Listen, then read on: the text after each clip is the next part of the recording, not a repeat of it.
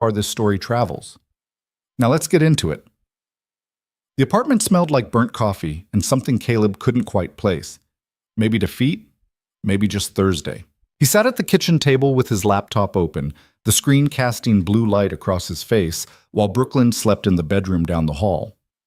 3 freelance invoices. 2 of them overdue, one of them probably never coming. He rubbed his eyes and checked his phone again. 2:17 a.m. The notification was still there. Please. I know this is crazy, but I'm desperate. My baby needs formula and I don't get paid until Monday. Can you send $40? I'll pay you back, I swear. Please. Wrong number. Had to be. Nobody he knew would text him asking for money, mostly because everyone he knew was just as broke as he was. Caleb set the phone down and tried to focus on the invoice he was drafting. Website redesign for a boutique law firm that kept changing their minds about fonts. He'd quoted them $1,200. They'd talked him down to $9. Now they wanted revisions that would take another 8 hours, and somehow that wasn't going to change the price. The phone buzzed again. I'm sorry. I know you don't know me. I'm out of options. He picked it up, stared at the number. Some part of him knew he should block it, delete the thread, go to bed. But there was something about the message, the way it didn't try to manipulate, didn't make excuses, just stated the facts and left it there. His thumb hovered over the keyboard. Brooklyn had been 6 months old when Sarah left. Just walked out one morning while Caleb was at work. Left a note on the counter that said she couldn't do it anymore. No explanation, no forwarding address. He'd come home to find Brooklyn screaming in her crib, diaper unchanged since that morning, bottle empty. That was 4 years ago. He knew what desperation looked like. Knew what it felt like to stand in a grocery store doing math in your head, trying to figure out if you could stretch another week on rice and eggs. Knew what it was like to hold a baby and realize you were the only thing standing between them and hunger. He opened his banking app. $63.18. Rent was $540. Due in 5 days. He had $200 saved. Another invoice that might clear by Monday if he was lucky. The law firm owed him $450, but who knew when they'd actually pay? $40 wouldn't make or break him, but it wouldn't save him either. He typed out a response before he could change his mind. What's your Venmo? The reply came fast. Are you serious? Yeah, but I can only do 40, and I can't promise when I'll need it back. Thank you. Oh my God, thank you. At Ava Reynolds 773. He sent the money. Watched his balance drop to $23.18. Then he closed the app, shut his laptop, and went to bed feeling like either the biggest idiot or the only sane person left in Charlotte. Brooklyn woke him at 6:30, climbing onto his bed with her stuffed elephant and poking his shoulder. Daddy, I'm hungry. Caleb groaned and pulled her into a hug, buying himself another 30 seconds of lying down. She smelled like the strawberry shampoo they got from the dollar store, and something uniquely kid, that mixture of sleep and innocence that made everything hurt a little less. What do you want for breakfast, Bug? Pancakes? We don't have pancake mix. Then cereal. We don't have cereal either. Brooklyn pulled back and looked at him with those enormous brown eyes that were all Sarah, even though Sarah didn't deserve them. Then what do we have? Eggs, toast, maybe some yogurt that's not expired yet. Eggs are gross. Eggs are protein. You always say that because it's always true. She sighed dramatically and rolled off the bed, dragging her elephant behind her. Caleb watched her go, that familiar weight settling in his chest. 4 years old and already too smart for her own good. Already starting to notice that their apartment was smaller than her friend Mia's, that other kids got new toys and she got trips to Goodwill. He got up, pulled on the same jeans he'd worn yesterday, and followed her to the kitchen. The rent notice was still on the counter. He flipped it face down and started making eggs. His phone buzzed while he was plating breakfast. Different number this time. Hi, this is Ava, the person you helped last night. I wanted to say thank you properly, and I want to pay you back as soon as I can. Is there any way we could meet? I'd feel better doing it in person. Caleb stared at the message. Every instinct told him to say no. He didn't know this person, didn't need to know them. The $40 was gone. Writing it off was easier than getting tangled up in someone else's problems. Brooklyn was already eating, egg yolk on her chin, humming something she'd learned at preschool. He typed back, "You don't have to pay me back. It's fine." The response came immediately. "It's not fine, please. Just coffee. 15 minutes. I need to do this." There was something in the message that got him. That same stripped-down honesty from the night before. No performance. No bullshit. Okay. When?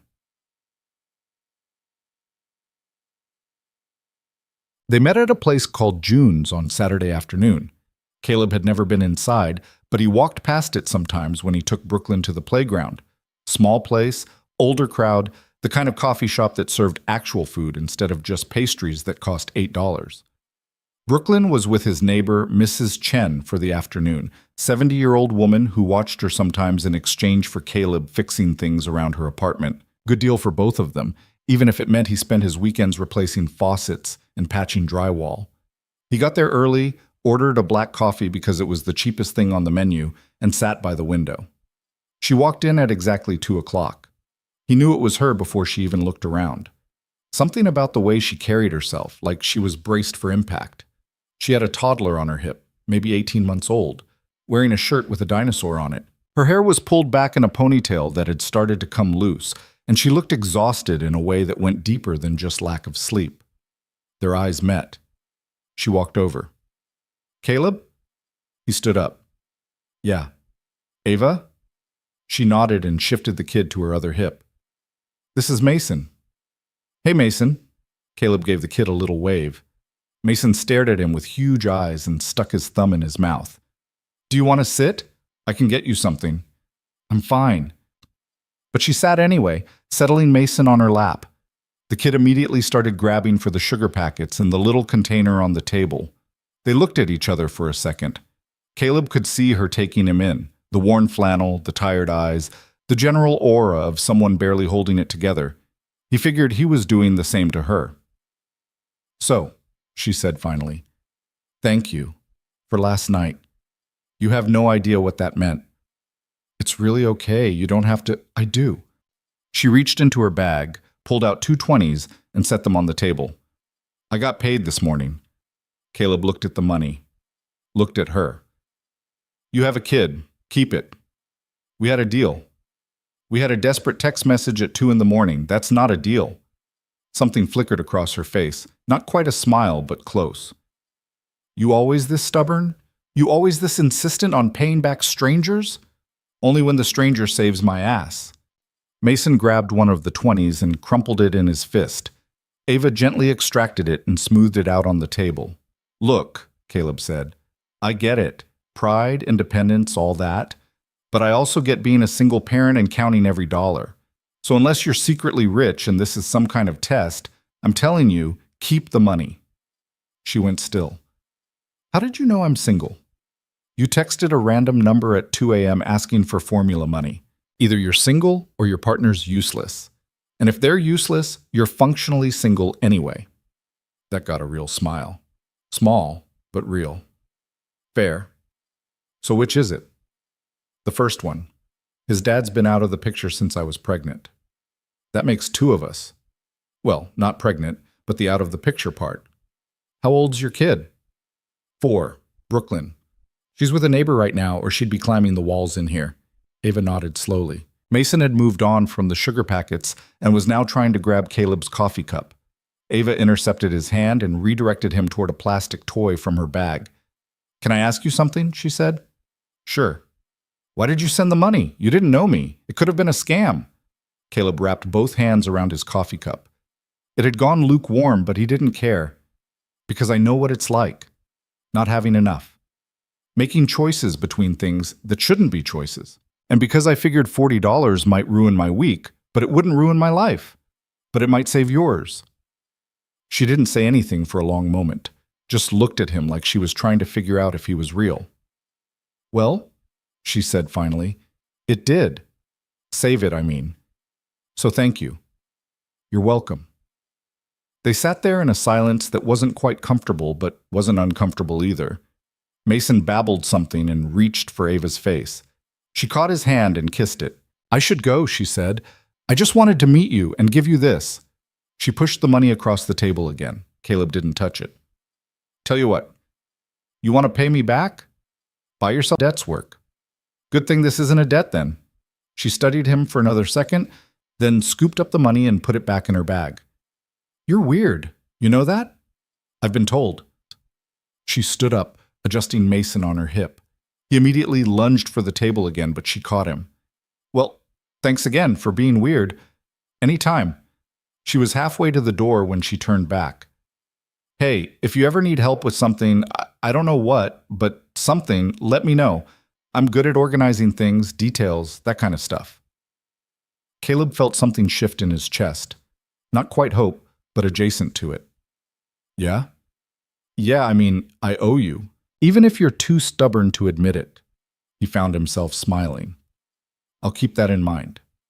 She left. He sat there for another 10 minutes, staring at his cold coffee and trying to figure out what the hell just happened. He didn't text her for 3 days, not because he didn't want to, though he wasn't entirely sure he did, more because he didn't know what to say. Hey, stranger I gave money to, want to hang out? Felt insane. Thanks for offering to help, but I'm fine, felt like a lie. So he did nothing, which was usually his default anyway. Then the law firm came back with another revision request. We're thinking the whole color scheme might be too warm. Can you redo it in cooler tones, blues, grays, that kind of thing? Same deadline, though. Caleb read the email 3 times, each time getting angrier. He'd already done 2 rounds of revisions, already cut his rate, already stayed up until 3 a.m. 2 nights in a row getting their urgent changes done. He opened a reply, typed out exactly what he thought of their timeline and their budget and their apparently bottomless capacity for changing their minds, then deleted it and closed his laptop. Brooklyn was at preschool. The apartment was quiet. He had 4 hours to either finish this job or tell them to fuck off and lose the money entirely. His phone was in his hand before he'd fully decided to pick it up. Hey, this is Caleb from the coffee shop. You said you were good at organizing. Any chance you're free today? The reply came 20 minutes later. Yeah, Mason's at daycare until 4. What do you need? Client who keeps changing their mind and I'm about to lose it. Need someone to help me see if I'm crazy or if they're being unreasonable. Address? He sent it. Then spent the next 30 minutes trying to make the apartment look less like a disaster zone. Failed, but at least the dishes were done. She showed up at noon with a notebook and a determined expression. Okay, she said, stepping inside and looking around with the kind of quick assessment that suggested she'd been in worse places. Show me what you're working with. 2 hours later, they had a system. Ava had gone through every email, every revision request, every scope change, and created a document that laid out exactly what the law firm had asked for, what Caleb had delivered, and what they were now asking for on top of that. She'd calculated hours, compared it to the original quote, even found the part in the contract where it specified that major scope changes would require renegotiation. You're getting screwed, she said, sliding the laptop back to him. They've added at least 20 hours of work and haven't paid you a cent more. Caleb looked at the document, looked at her. How did you do this so fast? I was a project coordinator before Mason was born. This is what I did. Kept track of who promised what and when. Made sure nobody got away with scope creep. Why'd you stop? Her expression shuddered slightly. Daycare costs more than I was making, and my boss wasn't exactly understanding about the whole single mom thing, so I've been doing gig work, delivery apps mostly. Pays like shit, but at least it's flexible. Caleb scrolled through the document again. It was clearer than anything he'd ever put together. Professional. Airtight. This is incredible, he said. It's just organization. No, it's leverage. He looked at her. Can I send this to them? That's why I made it. He drafted an email right there, attaching her document, politely but firmly explaining that the requested changes constituted a significant scope increase and would require either additional compensation or a timeline extension. Ava read over his shoulder, suggested a few tweaks to the wording, and nodded when he hit send. Now what? He asked. Now you wait. And if they push back, you walk. Because you're worth more than they're paying you. Something in the way she said it made him think she wasn't just talking about the job. Thank you, he said. Seriously, I would have just done the work and hated myself. That's what they count on. She closed her notebook. People who need the money are easier to push around. Speaking from experience? Always. His phone buzzed. Both of them looked at it. The law firm had responded. You're right. We got carried away.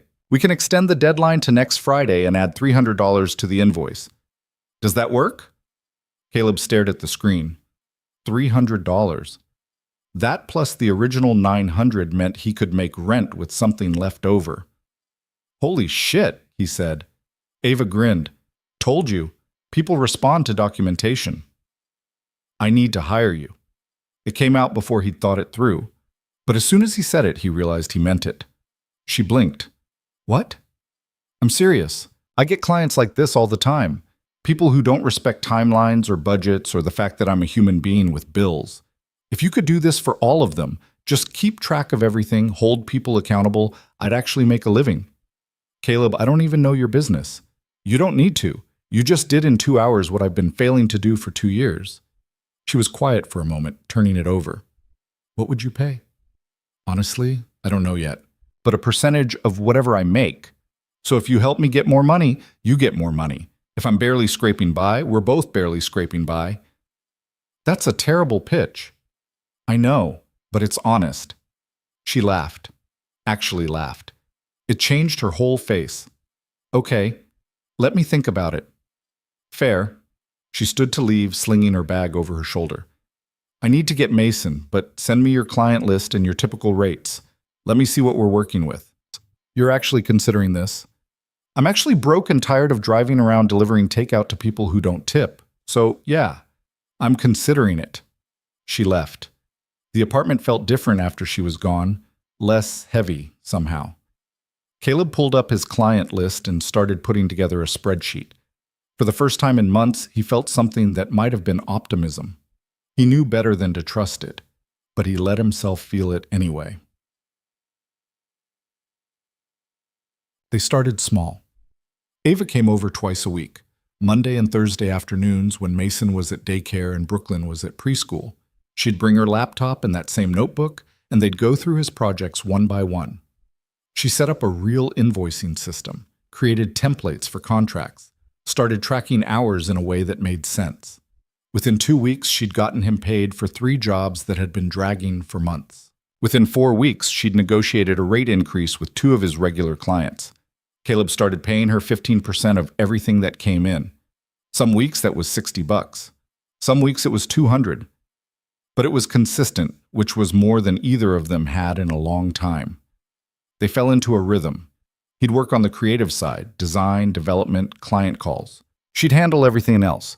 Scheduling, invoicing, follow-ups, the 1,000 tiny administrative tasks that Caleb had always been terrible at. It shouldn't have worked. They barely knew each other. But somehow it did. Brooklyn noticed the change first. Daddy, you're smiling. It was a Thursday evening. Caleb was making dinner, actual dinner, not just scrambled eggs, and Brooklyn was sitting at the table coloring. I smile, he said. Not like that. You look happy. I am happy. Because of Ava? He turned to look at her. What? Mrs. Chen says you have a work friend now. Is that Ava? Yeah, Ava helps me with work stuff. Is she nice? Very nice. Does she have kids? She has a son, Mason. He's younger than you. Brooklyn considered this, coloring carefully inside the lines of whatever she was drawing. Can I meet them? Maybe sometime. Okay. She went back to coloring, apparently satisfied. Caleb turned back to the stove, something warm and unfamiliar settling in his chest. He'd been so focused on keeping Brooklyn fed and safe and housed that he'd forgotten she might notice when things got better, might see the difference between surviving and actually living. His phone buzzed. Payment came through from the law firm. $1,247 total. Your cut is $1,059.95. Mine is $187.05. I'll Venmo you tomorrow. He typed back. You know you can just round up to $200 for yourself, right? Math is math. You're ridiculous. You're welcome. He found himself grinning at his phone like an idiot. Brooklyn was watching him. That's the happy smile again, she said. Finish your picture, bug. It happened on a Monday. Ava showed up at the apartment, and Caleb knew immediately something was wrong. She was moving differently, faster, more agitated. "Hey," he said, stepping aside to let her in. "You okay?" "Fine. Just a long morning." But her hands were shaking slightly as she pulled out her laptop. They worked for about 20 minutes before she finally broke. "The daycare's raising their rates," she said, not looking at him. "Starting next month. Another 150 a week." Caleb set down his coffee. "Jesus." "Yeah." She laughed, but there was nothing funny in it. "So that's an extra 600 a month, which is basically what I'm making from this, plus the delivery app stuff." "Ava, it's fine. I'll figure it out. I always do." But her voice cracked on the last word. He watched her try to pull herself together, watched her fail. "I'm sorry," she said, wiping at her eyes angrily. "This is unprofessional. I shouldn't—" "Stop." He moved his chair closer. "It's not unprofessional. It's life. And life is shit sometimes." She laughed again, wet and broken. "You can say that twice. What if we brought Mason here?" She looked up. "What?" "During the days you work with me. Brooklyn's at preschool, but that's only until 1. After that, Mrs. Chen watches her. She could watch both of them. I pay her, but it's nothing like daycare rates. Caleb, I can't ask you to—" "You're not asking. I'm offering. 2 days a week, you bring Mason here. He hangs out. You work. Everybody wins. It's not a full solution, but it cuts your daycare bill almost in half." Ava stared at him. "Why would you do that?" "Because we're partners. And because I know what it's like to calculate whether you can afford groceries. And because—" He stopped, surprised by what he'd been about to say. "Because what?" "Because you helped me when you didn't have to, so I'm helping you. That's how this works." She was quiet for a long time. Then, "Okay, yeah? Yeah, but I'm buying groceries for the days we're here. I'm not having Mason eat your food." "Ava, that's the deal. Take it or leave it." He smiled. "Deal." The first day Mason came over was chaos. The kid was into everything, pulled books off shelves, tried to climb on the furniture, stuck his hands in Brooklyn's toy bin, and threw plastic dinosaurs across the room. Mrs. Chen took it in stride, redirecting him calmly in Mandarin and English, but Caleb spent half the afternoon distracted by toddler shrieks coming from the living room. Ava was mortified. "I'm so sorry," she kept saying. "He's usually not this wild. He's 18 months old in a new place. This is exactly how he should be." By the time 4 o'clock rolled around, Mason had finally exhausted himself and was passed out on the couch with his thumb in his mouth. Brooklyn had claimed him as her new best friend and was showing Mrs. Chen pictures she'd drawn of my baby brother Mason. "She knows he's not actually your kid, right?" Ava asked, packing up her stuff. "Probably, but she's 4. Reality is flexible." Ava looked at Mason, something soft crossing her face. "He liked it here. I can tell. He's welcome any time." "You say that now." "I mean it." She met his eyes. They were standing close, closer than they usually did. Caleb could smell her shampoo, something floral and cheap and familiar in a way that made his chest hurt. "Thank you," she said quietly. "For all of this." "You keep thanking me. I should be thanking you. We're up almost 30% from last month." "That's just math." "That's your math. I was drowning before you showed up." So was I. Something hung in the air between them, something unnamed but present. Caleb felt it settle against his ribs, warm and dangerous and utterly terrifying. Then Mason woke up crying, and the moment shattered. 6 weeks in, they had a routine. Mondays and Thursdays, Ava brought Mason over. She'd work while Caleb handled client calls and coding. Around 1, Brooklyn would come home from preschool, and Mrs. Chen would take over kid duty. The 4 of them, him, Ava, Brooklyn, Mason, would eat lunch together at the kitchen table. Nothing fancy, sandwiches mostly. Sometimes soup. But it felt like something. Brooklyn started talking about Mason like he was already part of the family. Asked when he was coming over. Saved toys for him. Drew him pictures. Caleb started looking forward to Mondays and Thursdays in a way that had nothing to do with work. Ava started staying later. Not for work. They'd usually wrap that up by 3. But she'd linger. Help with dinner. Sit on the couch while the kids played. Talk about nothing and everything. He learned that she'd grown up in foster care, bounced around until she aged out at 18, learned that Mason's father had been a guy she met at a party who'd seemed charming until the pregnancy test came back positive, learned that she'd been on her own her entire life and didn't know any other way to be. She learned that Brooklyn's mother had left without a word, learned that Caleb had dropped out of college when she was born because someone had to take care of her, learned that he'd been freelancing ever since, barely keeping his head above water, convinced he was one bad month away from losing everything. They didn't talk about what they were doing, didn't label it, but it was there, growing between them like something planted in concrete, unlikely but undeniable. It fell apart on a Thursday. Caleb had been waiting on a big payment, $3,500 for a complete website overhaul. Client had promised it would clear by Wednesday. It was supposed to be the thing that got him ahead. Actually built up a savings account instead of just treading water. Wednesday came and went, no payment. Thursday morning, he got the email. Sorry for the delay.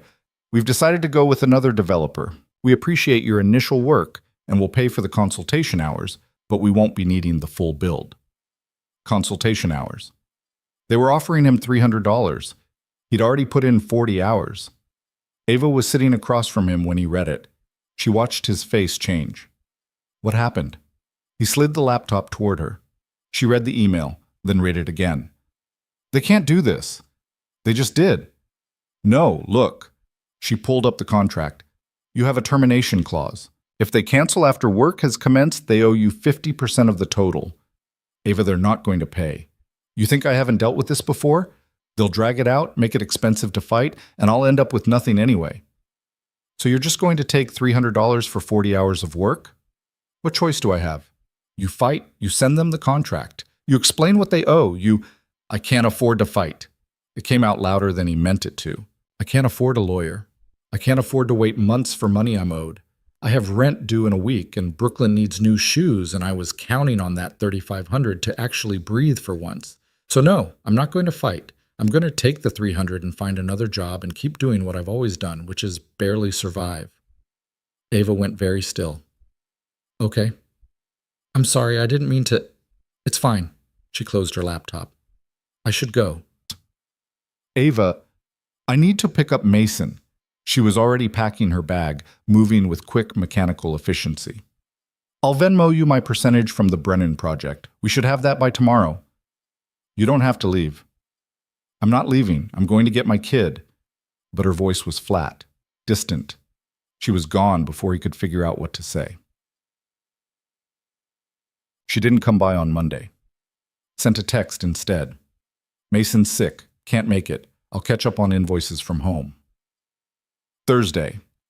Still dealing with some stuff. I'll have the Henderson proposal to you by Friday. The following Monday. Can we push our meeting to next week?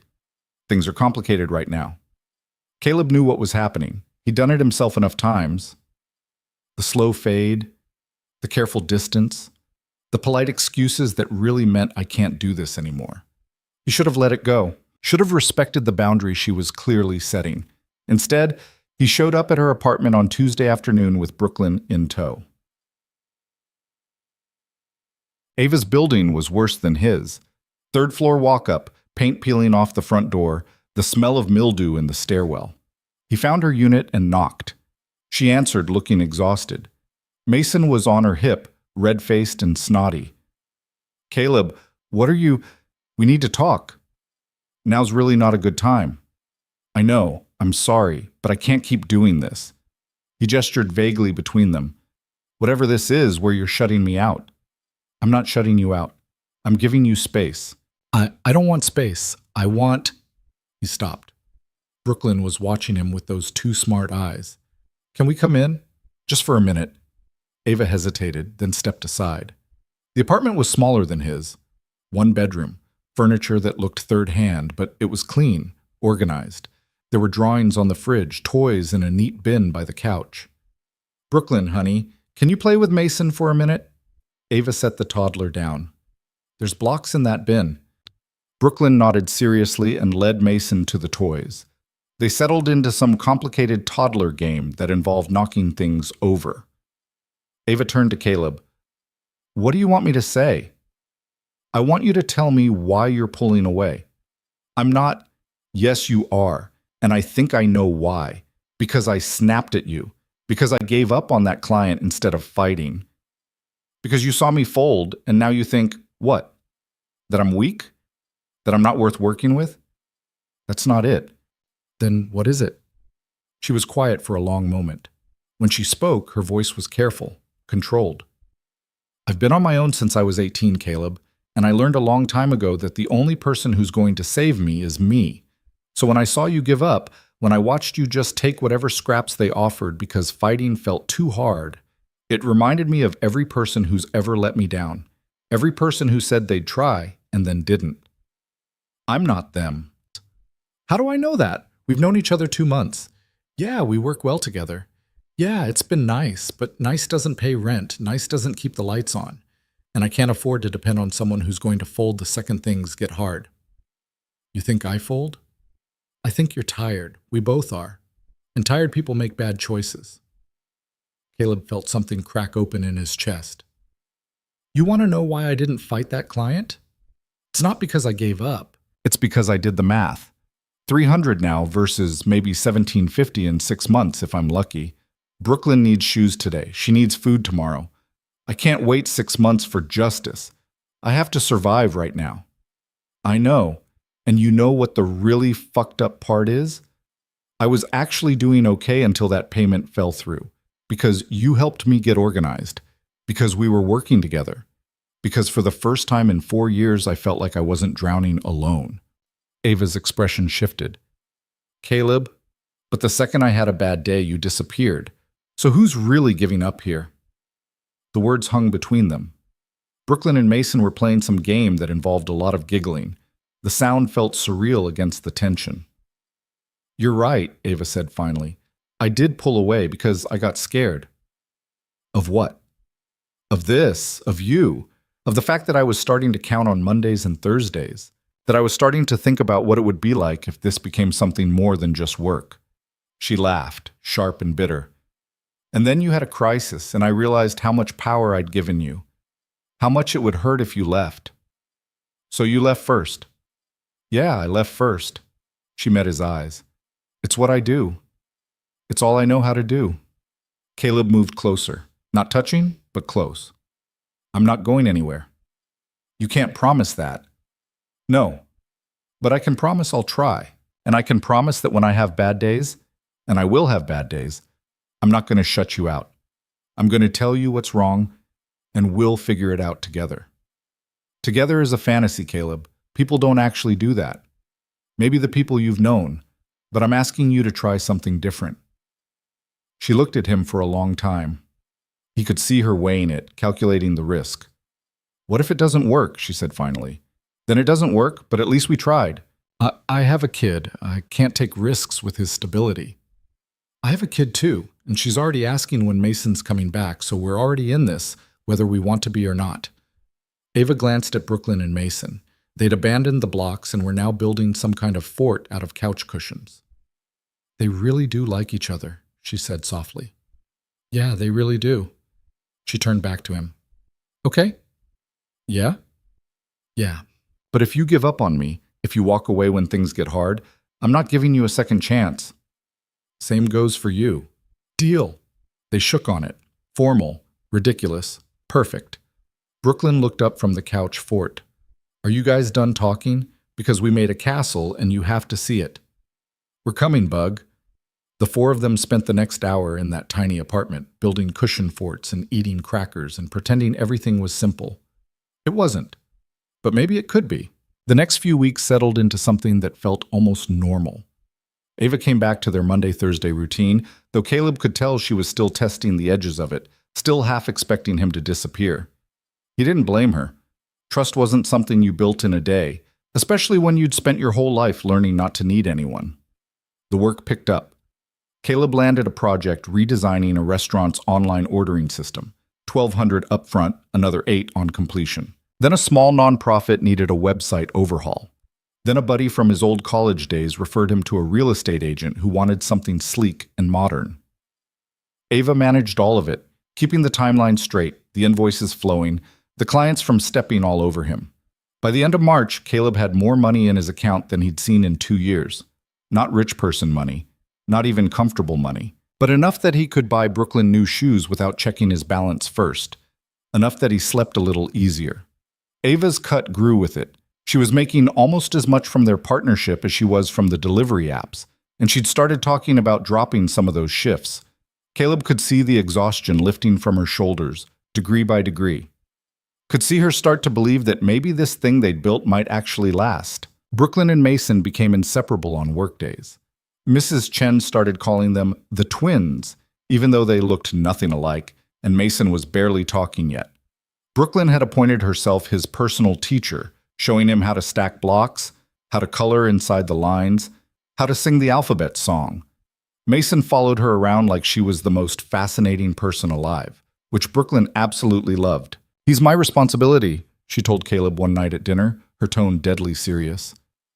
"Is that right?" "Yes, because he's little and I'm big, so I have to make sure he's okay." Caleb felt something twist in his chest. 4 years old and already understanding what it meant to take care of someone. He didn't know if that made him proud or sad.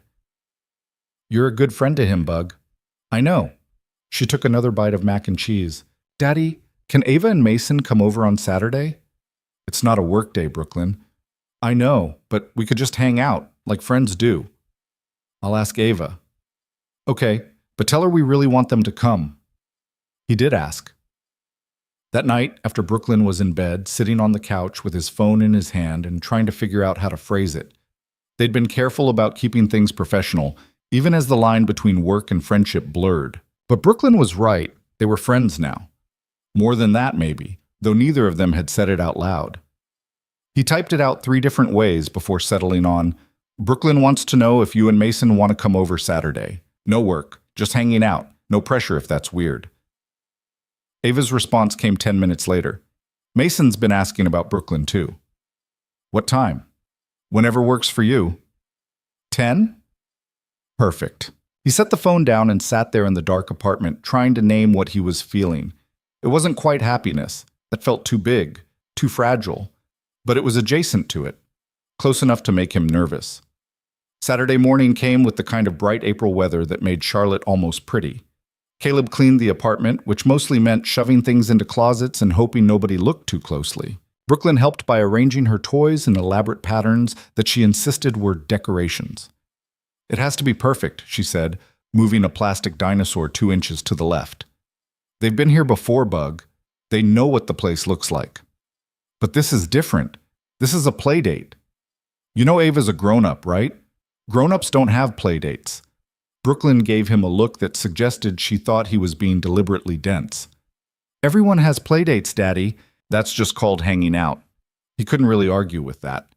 They showed up at 10:15 and Ava was carrying Mason on one hip and a bag that looked heavy enough to contain supplies for a week-long expedition. "Sorry we're late. Someone decided to have a meltdown about wearing shoes." Mason, now wearing tiny sneakers with dinosaurs on them, looked completely unbothered by this characterization. "Brooklyn did that phase too," Caleb said, stepping aside to let them in. "For like 6 months, she only wore her rain boots, even in summer." "I liked them," Brooklyn said defensively. "They were yellow." "They were very yellow," Caleb confirmed. Mason squirmed until Ava set him down, then immediately toddled over to Brooklyn. She grabbed his hand like they were about to embark on a great adventure. "Come on, Mason, I'll show you my room." They disappeared down the hall, leaving Caleb and Ava standing in the living room. "So," Ava said. "So, this is weird, right? Like, good weird, but weird?" "Extremely weird." She laughed and set the bag down. "I brought snacks, because apparently I can't show up anywhere without bringing food. It's like a compulsion." "What kind of snacks?" "Goldfish, apple slices, some of those pouches that are supposedly fruit but taste like candy." "Brooklyn will lose her mind over those pouches." "Good. Mason's already had his allotment for the day, so she can have them all." They migrated to the kitchen, which was where all important conversations seemed to happen. Caleb made coffee. Ava unpacked the snacks and arranged them on plates like she'd done it 100 times before.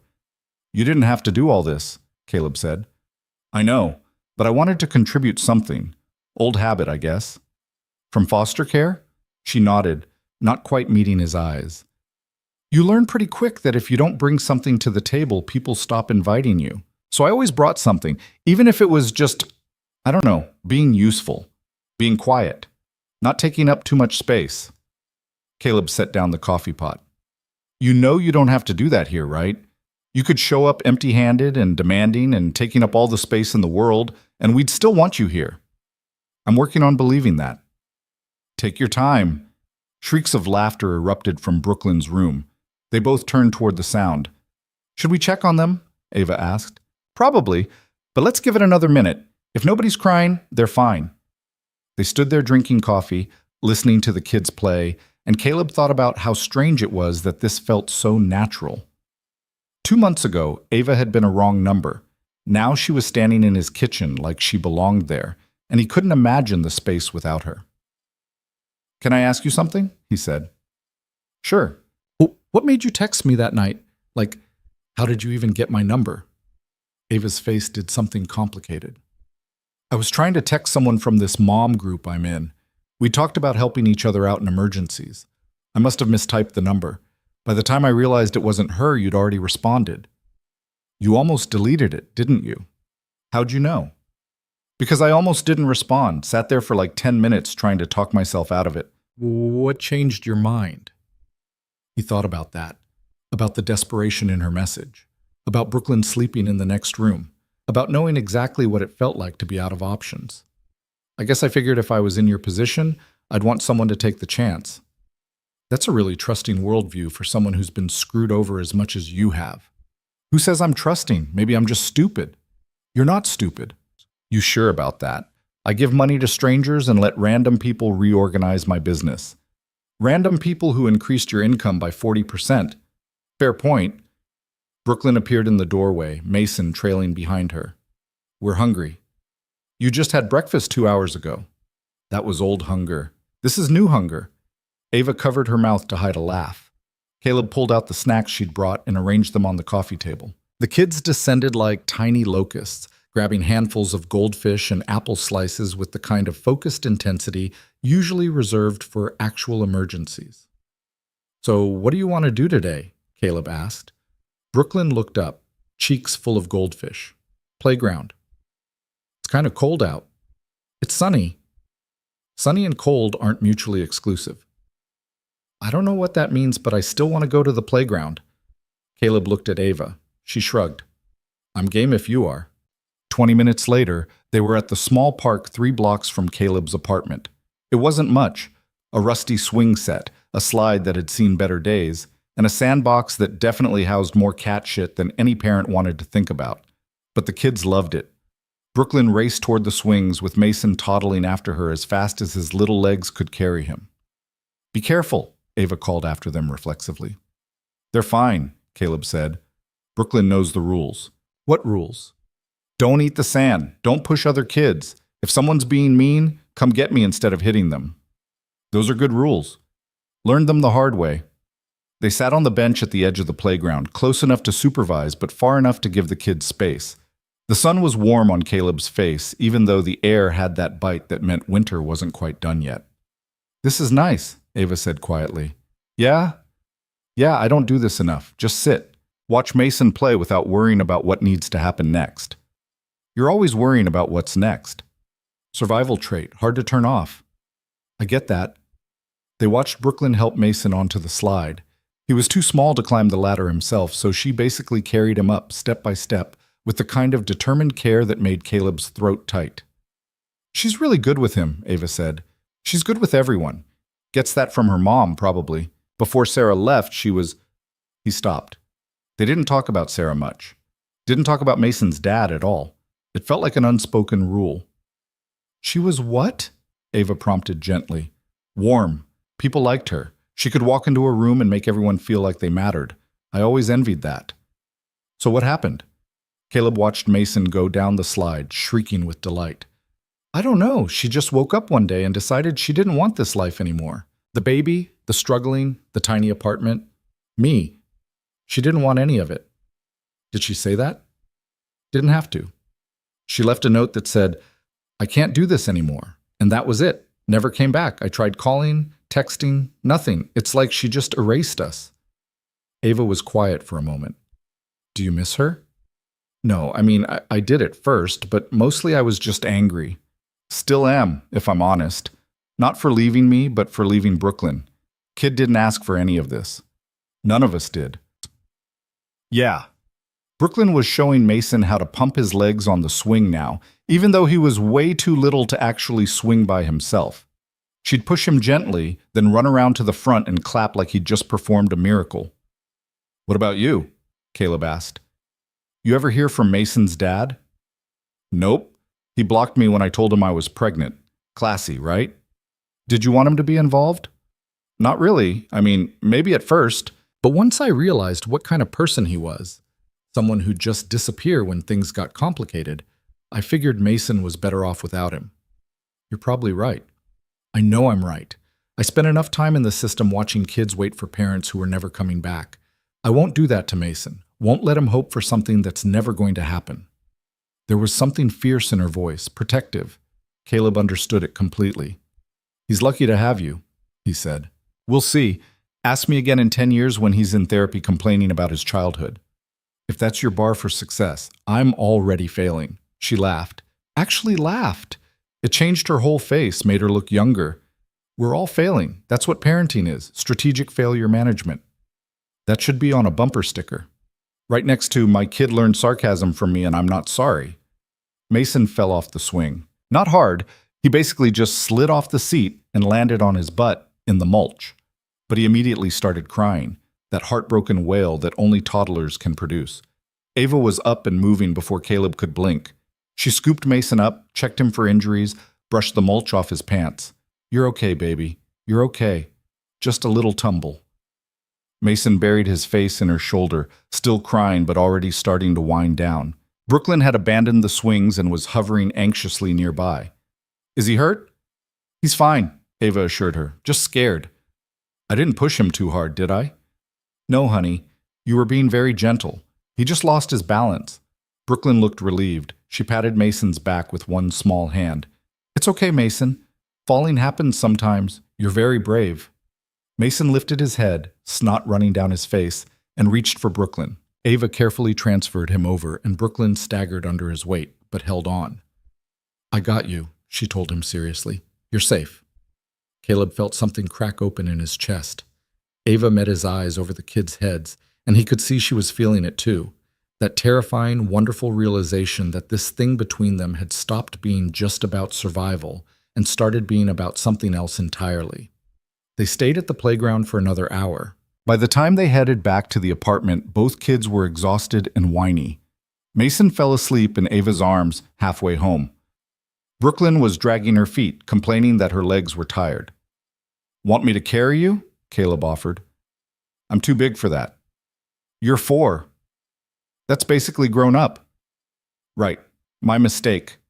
She made it another half block before giving up and raising her arms. Caleb scooped her up. She immediately went boneless against his shoulder, that complete trust that kids had before the world taught them not to. They must have looked ridiculous. 2 adults carrying sleeping kids through Charlotte on a Saturday afternoon, Ava's bag of snacks bouncing against her hip, all of them tired and windblown and probably smelling like playground. But Caleb didn't care. For the first time in years, he felt like he was part of something, not just surviving, actually living. Back at the apartment, they tried to transfer the kids to the couch without waking them. Mason stayed asleep. Brooklyn's eyes fluttered open long enough to mumble, "I'm not tired," before she was out again. Caleb and Ava stood in the kitchen, watching the kids sleep, not quite sure what to do with themselves. I should probably go, Ava said, but she didn't move. You could stay. Until they wake up. Seems cruel to wake Mason now. Yeah, okay. They settled on opposite ends of the couch, careful not to disturb the sleeping children between them. The afternoon light was slanting through the windows, making everything soft and golden. Caleb's eyes felt heavy. This was a good day, Ava said quietly. Yeah. We should do it again sometime. Whenever you want. She smiled, and Caleb thought about how much he liked that smile, how much he wanted to keep seeing it. Caleb? Yeah? Thanks for all of this, for taking a chance on me. You took a chance on me first, showing up at that coffee shop, working with me even though you had no reason to trust I'd follow through. I guess we both took chances. I guess we did. Mason stirred in his sleep, making little snuffling noises. Ava reached over and brushed his hair back from his forehead with a gentleness that made Caleb's chest hurt. "What are we doing here?" she asked, still looking at Mason. "What do you mean?" "This, us. Is this just work? Just friendship? Or is it—" She stopped, started over. "I need to know what this is, because I can't keep pretending it's casual when it doesn't feel casual anymore." Caleb's heart was beating too fast. "What does it feel like to you?" "Like something I could lose, which means it matters, which scares the hell out of me." "Yeah, me too." She finally looked at him. "So what do we do about that?" "I don't know. I haven't done this since Brooklyn's mom. And look how that turned out." "I haven't done this ever." "Not really. A few guys here and there, but nothing that mattered. Nothing I'd call—" She gestured vaguely between them. "A thing? Is that what this is? A thing?" Caleb thought about it. About Monday and Thursday afternoons. About the way Brooklyn's whole face lit up when Ava walked in. About how he'd started measuring his weeks in the time between seeing her. "Yeah," he said. "I think it might be." "That's terrifying." "Completely." "We have kids. We can't screw this up." "I know. And we work together. If this goes bad, it could ruin everything." "Also true." "So maybe we shouldn't—" "Ava." He waited until she looked at him. "I don't know how to promise you this won't go bad. I can't predict the future, but I can tell you that I'm going to try, really try, and I think you will too. So maybe that's enough." She studied his face like she was looking for the lie. He let her look. Didn't try to hide anything. "Okay," she said finally. "Okay. Okay, let's try. But we go slow. And if it starts affecting the kids badly, we stop." "Agreed. And we're honest. About everything. No shutting each other out when things get hard." "Deal." They sat there looking at each other, the weight of what they'd just agreed to settling over them. Then Brooklyn shifted in her sleep and rolled into Mason, who woke up crying because someone was touching him. The moment shattered. Ava picked up Mason, bouncing him gently while he rubbed his eyes and whimpered. Brooklyn sat up, disoriented and cranky. "What time is it?" she mumbled. "Almost 4, Caleb told her. "Did I sleep a long time?" "Couple hours." She looked around, spotted Ava and Mason, and immediately perked up. "You're still here." "We are. Mason just woke up." "Me too." Brooklyn slid off the couch and padded over to them. "Hi, Mason. Did you have good dreams?" Mason just buried his face in Ava's shoulder, still working on rejoining the world. "I should really get him home," Ava said. "It's almost dinner time and he gets mean when he's hungry." "Don't we all?" Caleb said, standing up. "You want help getting your stuff to the car?" "I walked." "Then let me drive you. It's getting cold out." "Caleb, you don't have to—" "I know, but Brooklyn's already putting her shoes on, so you're outvoted."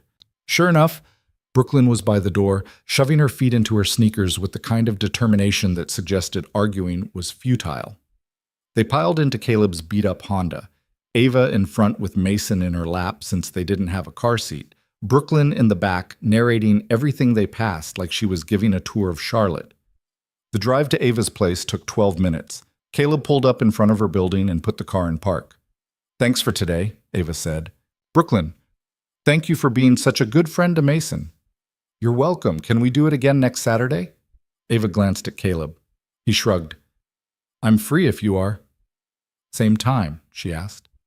"Same time." She got out of the car, Mason still clinging to her. Brooklyn waved enthusiastically from the back seat. "Bye, Mason."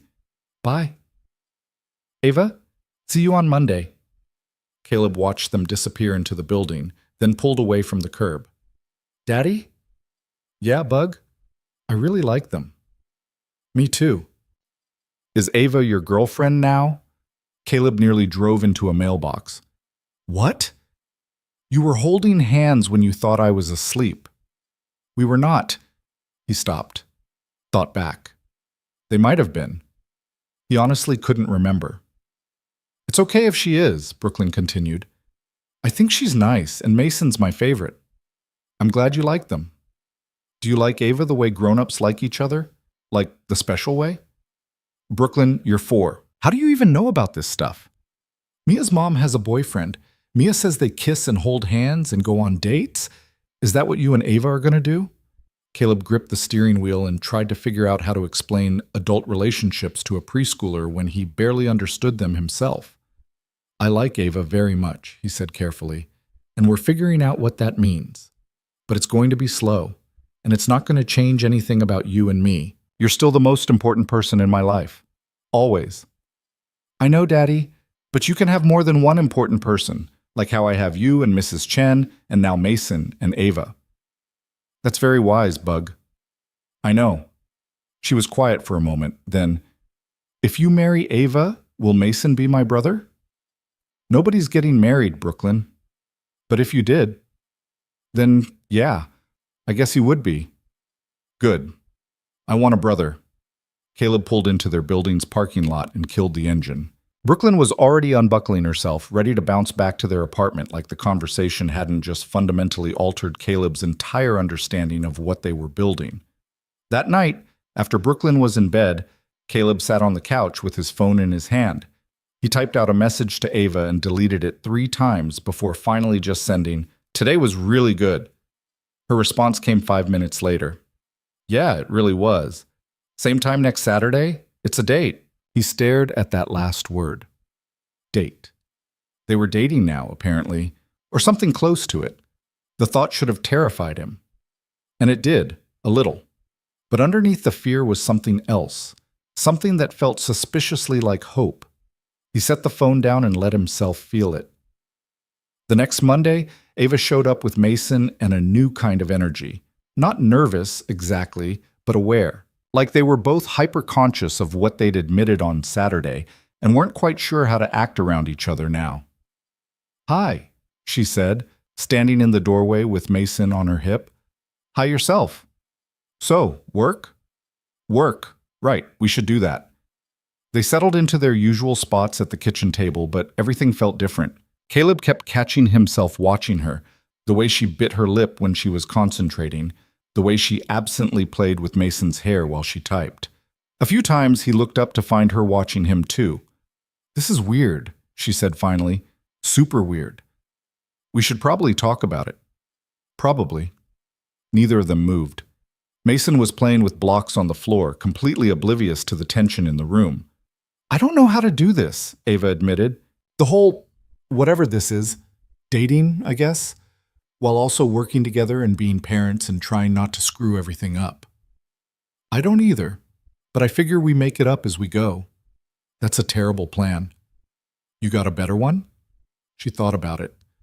"No, making it up as we go sounds about right." They smiled at each other and something settled. Not all the way. There was still that awareness, that sense of standing on the edge of something, but enough that they could actually focus on work. The Henderson proposal took them 2 hours. After that, they reviewed invoices, scheduled follow-ups, planned out the next 2 weeks of projects.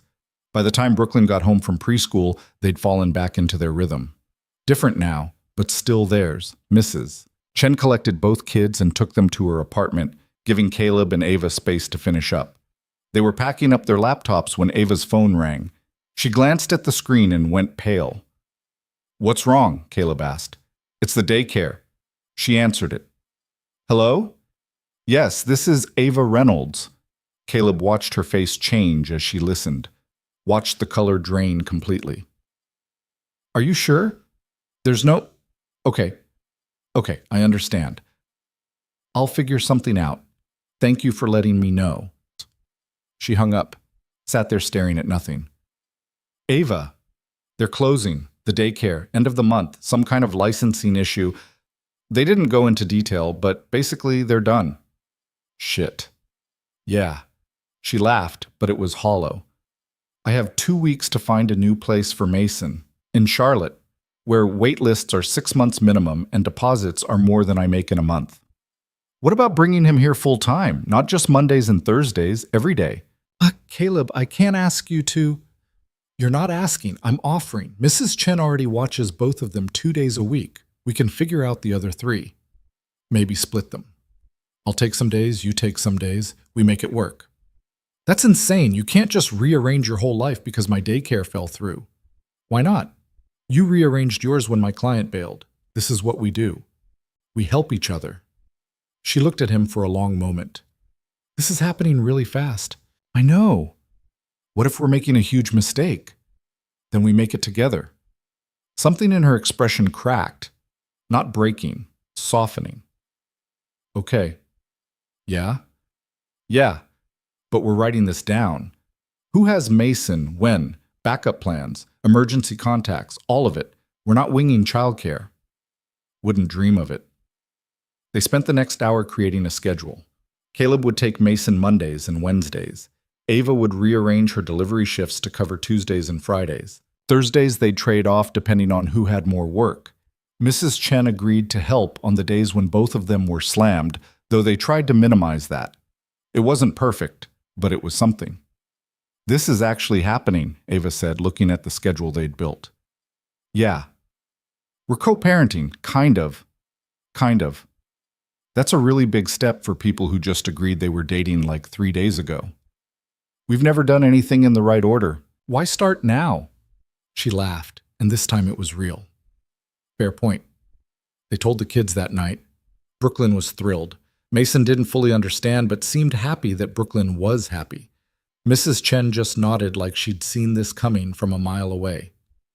You take care of each other, she said to Caleb after Ava left. Is good. Everyone needs someone. Yeah, I'm starting to figure that out.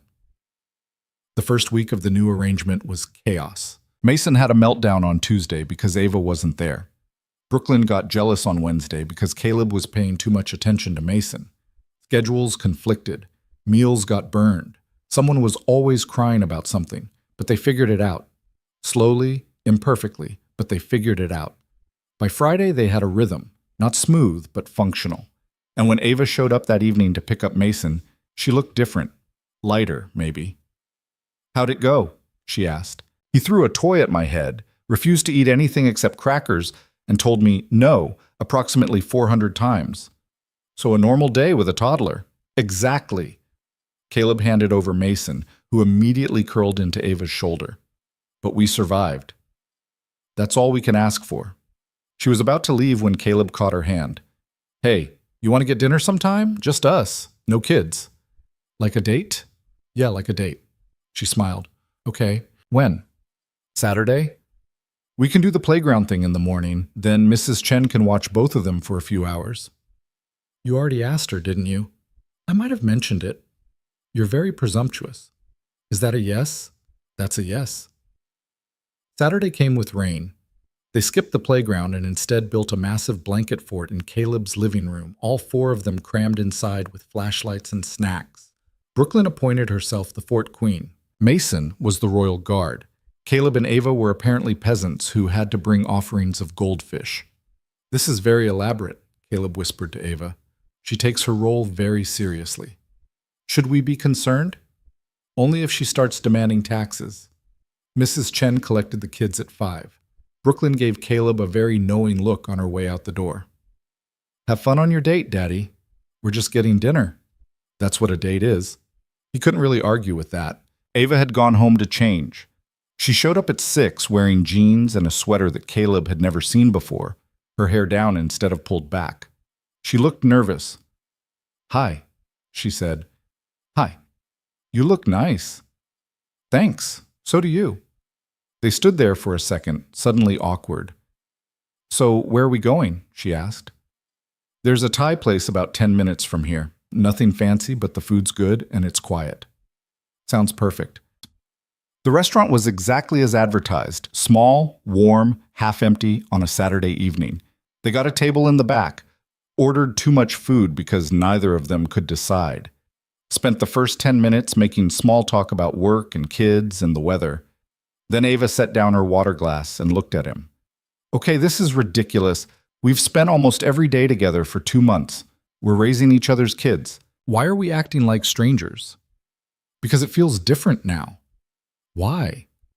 Because before, if this didn't work out, we could just stop working together. But now, he gestured vaguely. Now we're tangled up in each other's lives. If we screw this up, it affects Brooklyn and Mason. It affects our business. It affects everything. So you're saying the stakes are too high?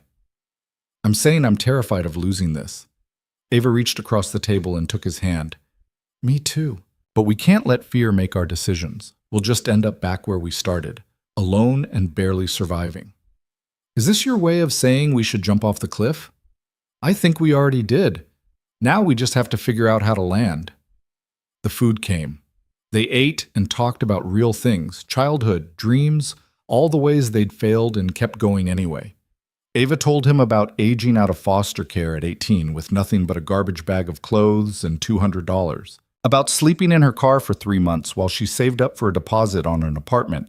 About deciding to keep Mason even though everyone told her she couldn't afford it. Caleb told her about dropping out of college with $37 in his account and a 2-month-old baby. About the first year when he barely slept, working gigs during the day and staying up all night with Brooklyn. About the moment he realized Sarah wasn't coming back, and he was going to have to do this alone. We're kind of a mess, Ava said. Completely.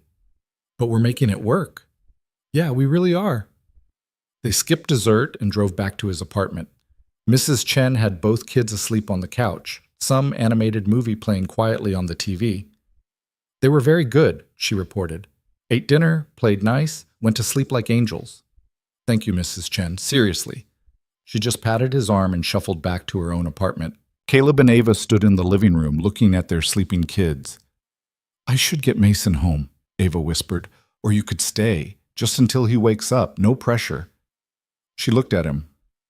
Caleb, I know. I just like having you here. I like being here. They settled on the couch, careful not to wake the kids.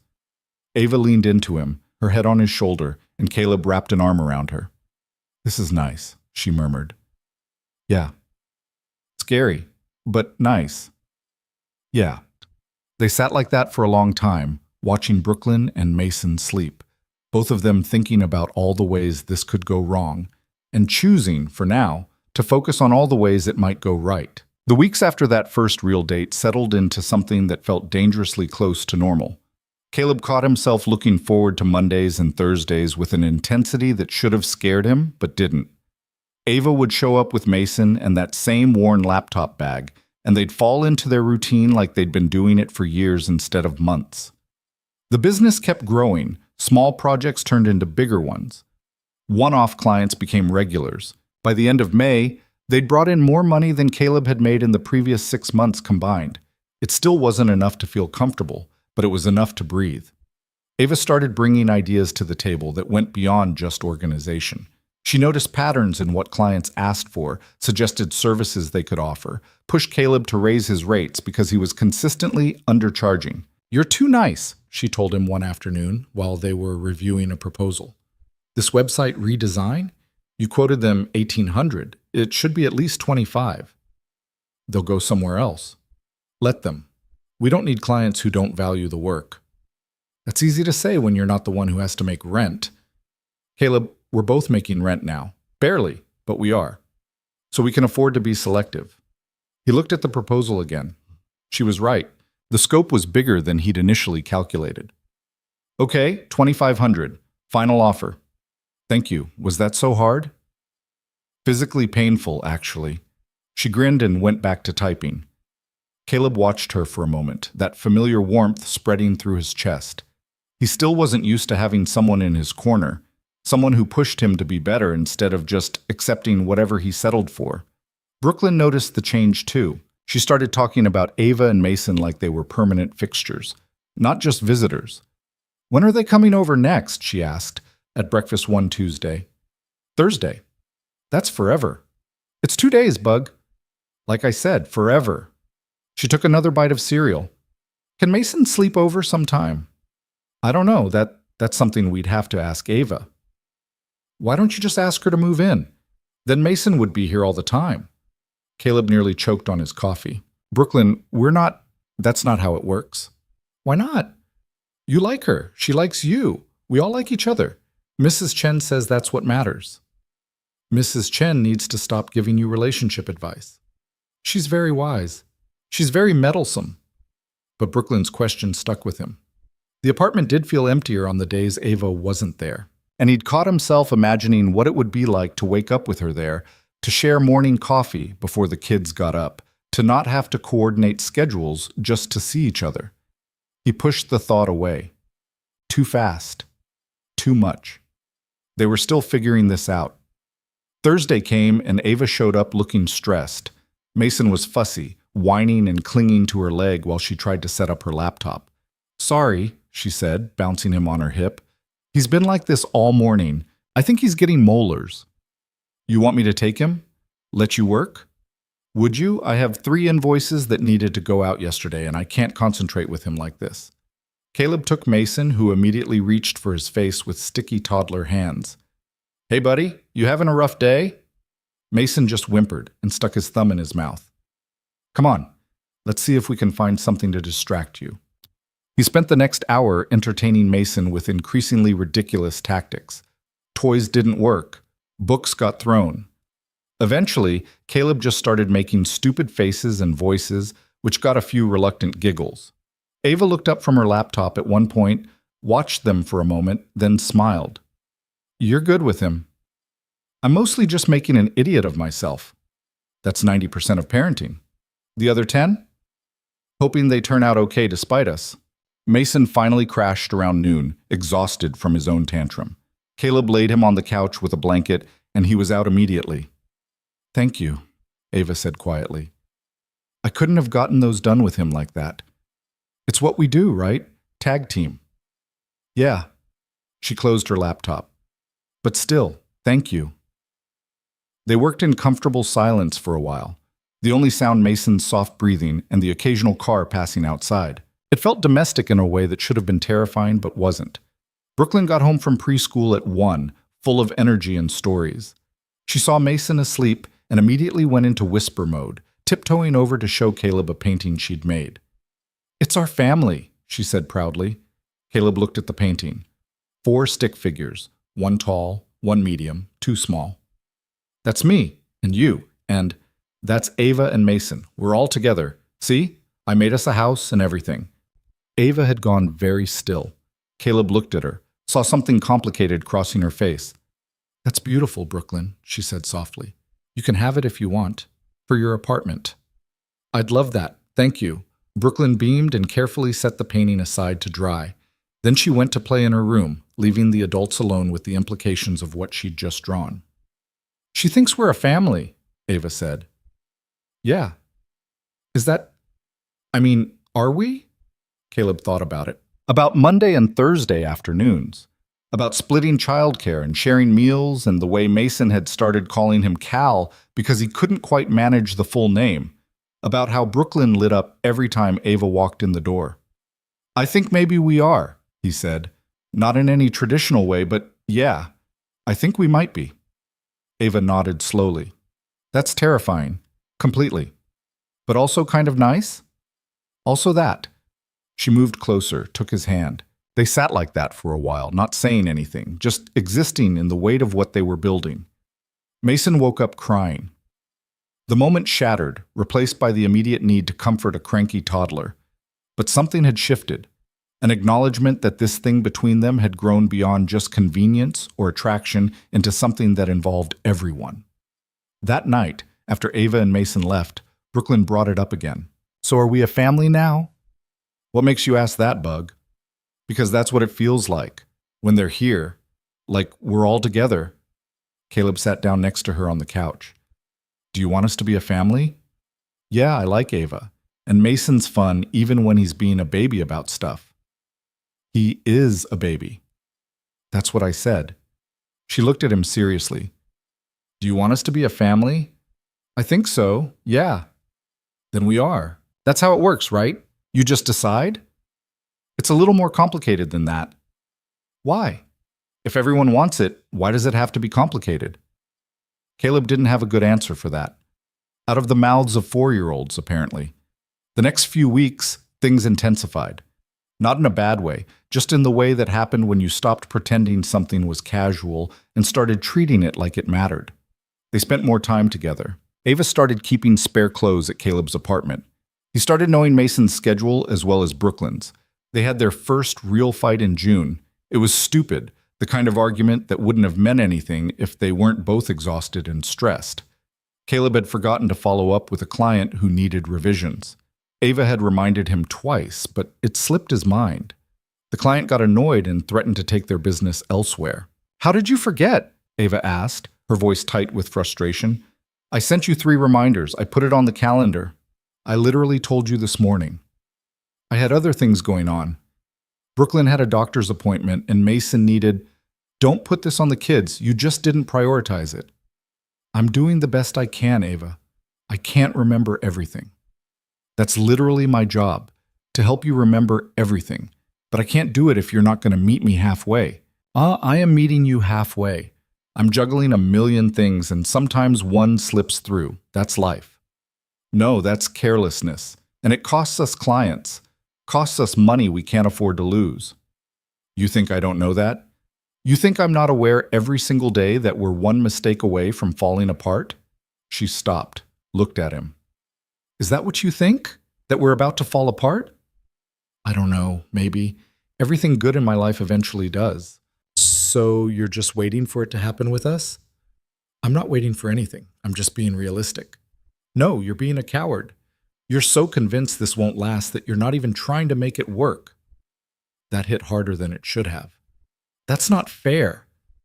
"Isn't it? You forgot to follow up with the client because some part of you doesn't think this matters. Doesn't think we matter." "That's not true." "Then prove it. Stop treating this like it's temporary. Stop holding back like you're already halfway out the door." "I'm not—" He stopped. Was he? Was some part of him still protecting himself by not fully committing? "I can't do this if you're not all in," Ava said. Her voice was softer now, but there was steel underneath. "I won't be with someone who's already planning their exit strategy." "I'm here, aren't I? Every day. Working with you, taking care of the kids, building this thing we're building. Your body's here. But are you actually here? Or are you just going through the motions until it inevitably falls apart?" He didn't have an answer. The silence stretched between them. "I need to go," Ava said finally. She started packing up her stuff. "Ava, wait. I can't. I need to think. And you need to figure out what you actually want. Because I can't keep doing this if you're not sure." She left with Mason, and the apartment felt too big and too quiet. Brooklyn came out of her room. "Why did Ava leave?" "We had a disagreement." "About what?" "Grown-up stuff." "Are you breaking up?" "No, I don't think so. We need some space." Brooklyn climbed onto the couch next to him. "You should say sorry." "It's more complicated than that, Bug." "Is it? You made her sad. You should say sorry and fix it." Again, with the 4-year-old wisdom that cut straight through the bullshit, Caleb spent that night thinking about what Ava had said, about whether he was really all in or just pretending to be, about what he actually wanted versus what he was too afraid to reach for. The truth was harder than he wanted to admit. He was scared. Scared of depending on someone. Scared of what would happen when they inevitably left. Sarah had left. His own parents had checked out emotionally long before he moved out. Everyone he'd ever trusted to stay had eventually gone. So yeah, maybe he was holding back. Maybe he was protecting himself by not fully believing this could work. But Ava was right. That wasn't fair to her. Wasn't fair to what they were building. He texted her the next morning. "You were right. I was holding back. Can we talk?" She didn't respond for 3 hours. When she did, it was just, "Okay, your place, 2 p.m. He spent the intervening time trying to figure out what to say.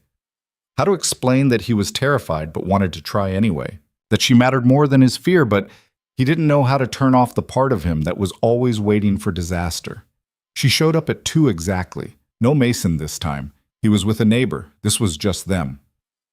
"Hi," he said. "Hi." They sat at the kitchen table, the same place they'd had 100 work conversations. But this felt different, heavier. "I'm sorry," Caleb said, "for forgetting to follow up with the client, for making you feel like this doesn't matter to me, for holding back." "Okay." "And you were right about the other stuff too. I was protecting myself. And protecting myself, honestly, Because everyone I've ever counted on has left, and I keep waiting for you to do the same. I'm not going to leave. You can't promise that. Nobody can. No. But I can promise I'm not planning to. I can promise that when things get hard, and they will get hard, I'm going to try to work through it instead of running. Can you promise that too? Could he? Could he promise to stay even when it scared him? To fight for this instead of just waiting for it to end? I want to, he said. I want to be the kind of person who doesn't bail when things get complicated, but I don't know if I know how. Then we learn together, both of us. Because I'm scared too, Caleb. I'm terrified that I'm setting myself up to get hurt again, that I'm letting you and Brooklyn matter too much, and one day I'll wake up alone again. But I'm choosing to try anyway. I need you to choose that too. He looked at her across the table, saw the fear in her eyes that mirrored his own, saw her choosing to be here despite it. Okay, he said. I choose this. I choose you, even though it scares the hell out of me. Same. So what now? Now we try. Actually try. No more holding back. No more protecting ourselves. We go all in and see what happens. That's a terrible plan. You have a better one? No. Then that's what we're doing. She reached across the table. He took her hand. It felt like a promise and a risk all at once. They spent the rest of the afternoon talking, really talking, about their fears and their hopes and what they wanted this to become. It wasn't comfortable.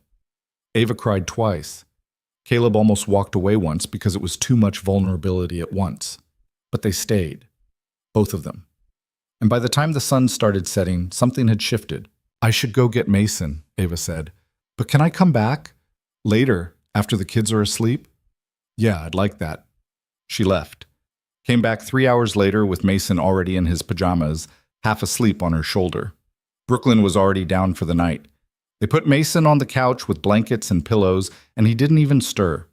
Then they sat together in the quiet apartment, just existing in each other's space. This is nice, Ava said. Yeah. Being here. With you, not having to leave. You could stay, Caleb said. Not forever. Not yet. But tonight. You could stay tonight. She looked at him. You sure? Yeah, I'm sure. So she stayed. They fell asleep on Caleb's bed, fully clothed and careful not to wake the kids, and it was the most intimate thing they'd done yet. Just sleeping in the same space, trusting each other with that vulnerability. Caleb woke up at 6 to find Ava already awake, watching him. That's creepy, he mumbled. You snore. I do not. You absolutely do, like a chainsaw having an argument with itself. He laughed and pulled her closer. Good morning to you too. Morning. They could hear Mason stirring in the living room. Brooklyn would be up soon. The day was starting whether they were ready or not. This is going to be complicated, Ava said. Probably. We're going to fight sometimes, make mistakes, screw things up. Almost definitely. But we're doing it anyway? Yeah, we're doing it anyway. Mason called for Ava. Brooklyn's door opened. The moment of peace shattered into the chaos of morning with 2 small kids. But as Caleb watched Ava comfort Mason and Brooklyn demand breakfast and the whole beautiful mess of it unfold, he thought maybe this was what choosing looked like. Not the absence of fear, but doing it anyway. Not waiting for perfection, but building something real. They made pancakes together. Burned the first batch. The second batch came out better. The kids ate them covered in syrup and got it everywhere. It was loud and messy and nothing like Caleb had imagined his life would look. It was better. Over the next month, they fell into a new rhythm. Ava and Mason started spending more nights at Caleb's place. Not every night, they both needed space sometimes, and Mason did better with consistency in his own environment, but enough that it started feeling like something permanent. The work continued to grow. They landed their biggest client yet in July, a tech startup that needed a complete brand overhaul, website, marketing materials, ongoing support. It was worth $20,000 over 6 months, more money than either of them had seen in years. We should celebrate, Ava said when they got the confirmation email. How? I don't know, dinner out with actual napkins. Fancy. We earned it. They got Mrs. Chen to watch both kids and went to a restaurant that had tablecloths and a wine list. It felt surreal sitting across from each other in a place that didn't have chicken fingers on the menu. I can't believe this is real, Ava said, looking at the contract on her phone for the 100th time. It's real. $20,000. Over 6 months, so not all at once. Still, that's stability, that's breathing room, that's... She stopped, her eyes getting wet. Hey, you okay? Yeah, I've never had this before. Never had something that felt sustainable. It's overwhelming. Good overwhelming? The best overwhelming. They ordered too much food and split a dessert and talked about everything except work.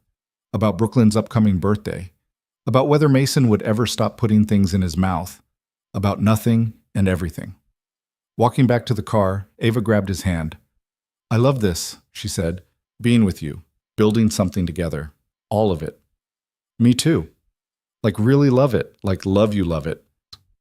She'd said it before. In court. Under pressure. But this was different.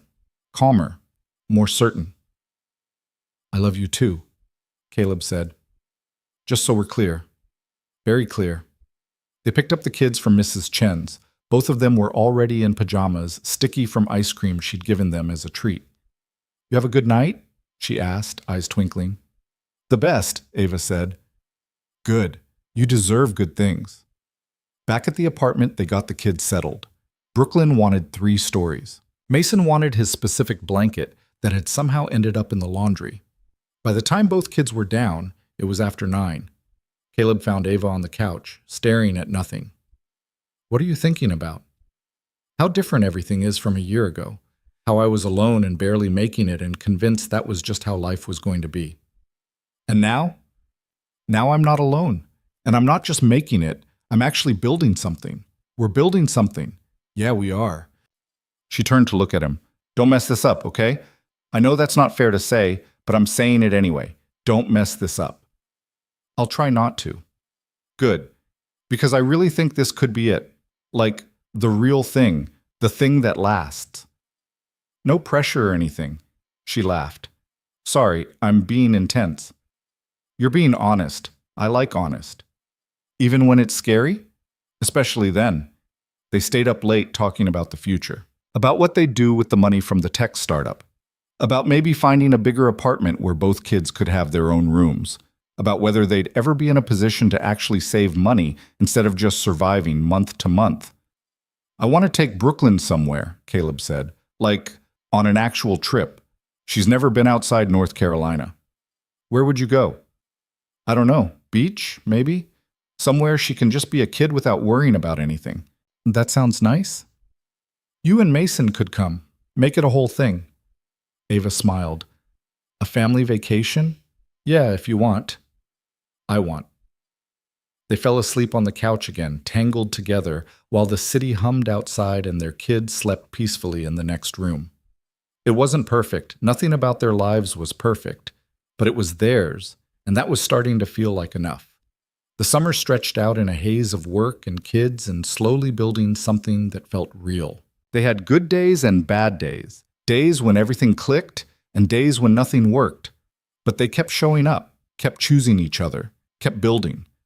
And somewhere in the middle of all that mess and chaos and imperfect beauty, Caleb realized he'd stopped waiting for it to fall apart. Stopped protecting himself from the inevitable end. Because maybe, just maybe, this thing they'd built from a wrong number and $40 and 2 people too stubborn to give up, maybe it was strong enough to last. He didn't know for sure. Nobody ever did.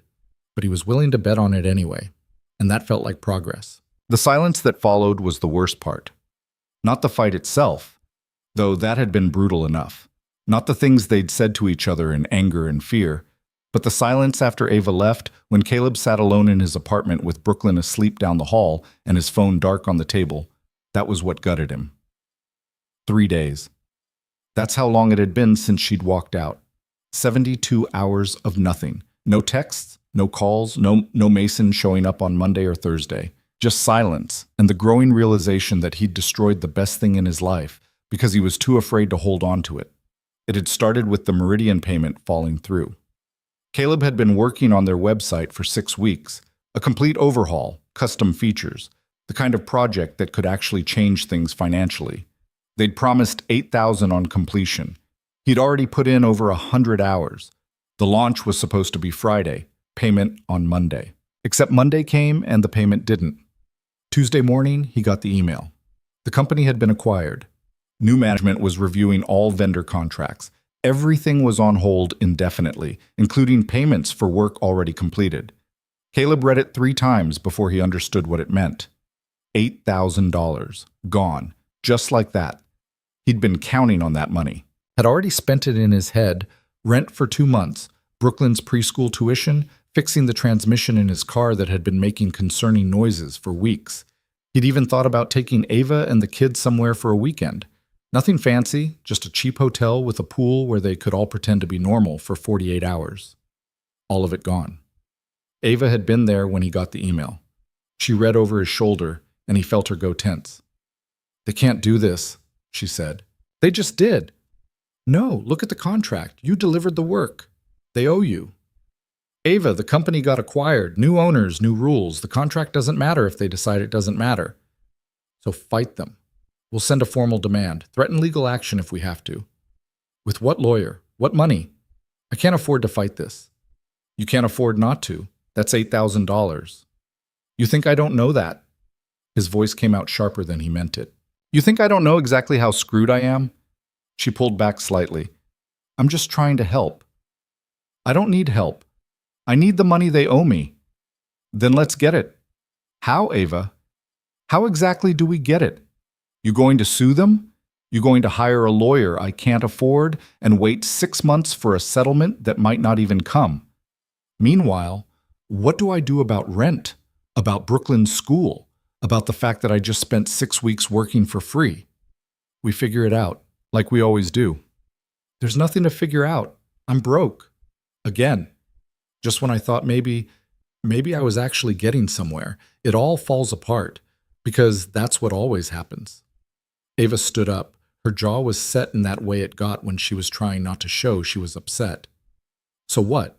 You're just giving up? Taking whatever scraps they throw you and moving on? What choice do I have?" "You have the choice to fight.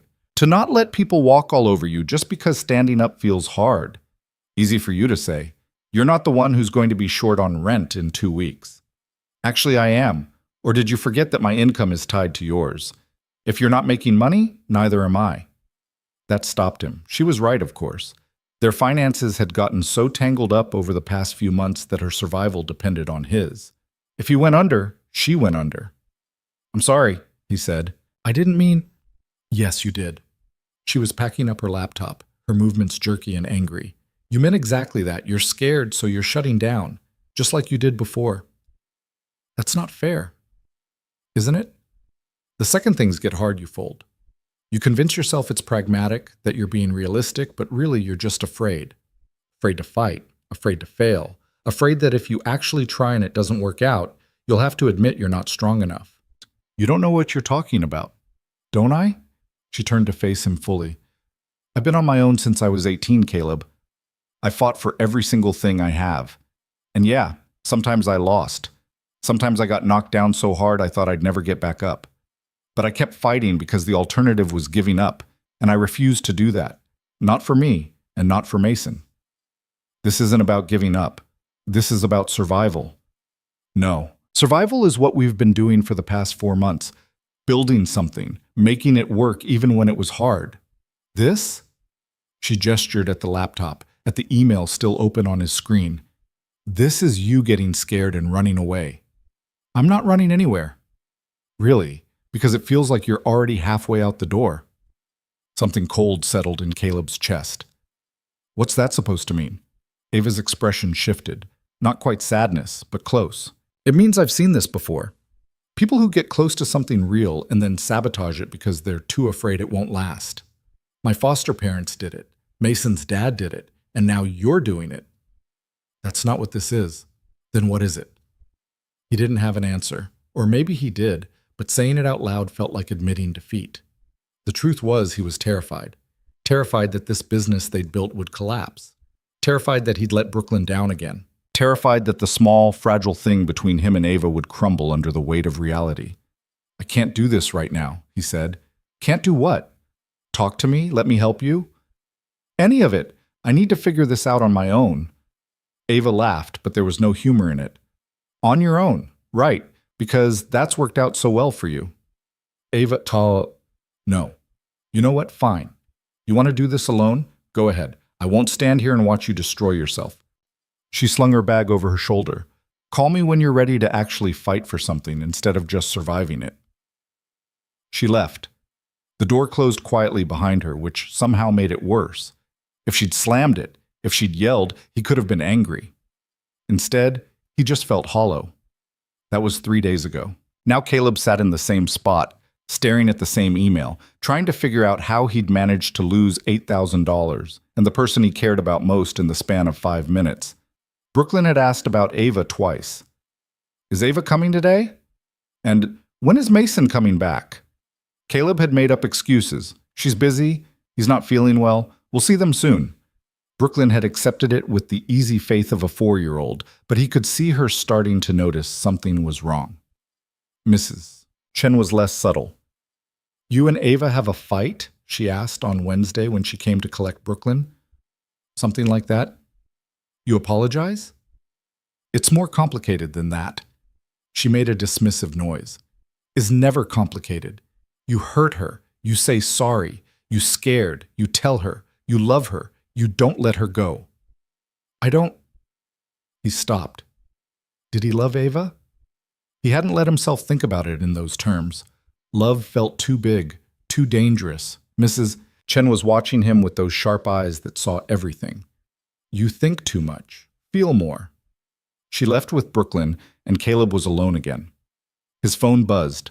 For a second, his heart jumped. Maybe it was Ava. But it was just a text from a potential client asking about rates. He typed out a response and went back to staring at nothing. The thing that killed him was that Ava had been right. About all of it. He was scared. He was shutting down. He was running away from the fight because some part of him believed he deserved to lose. That realization sat in his chest like a stone. Thursday came and went. No Ava. No Mason.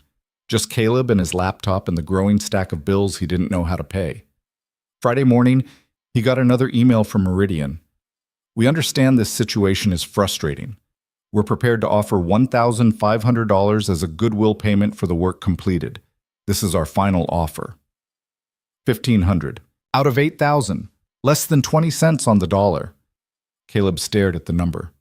2 weeks ago, he would have taken it, would have convinced himself it was better than nothing.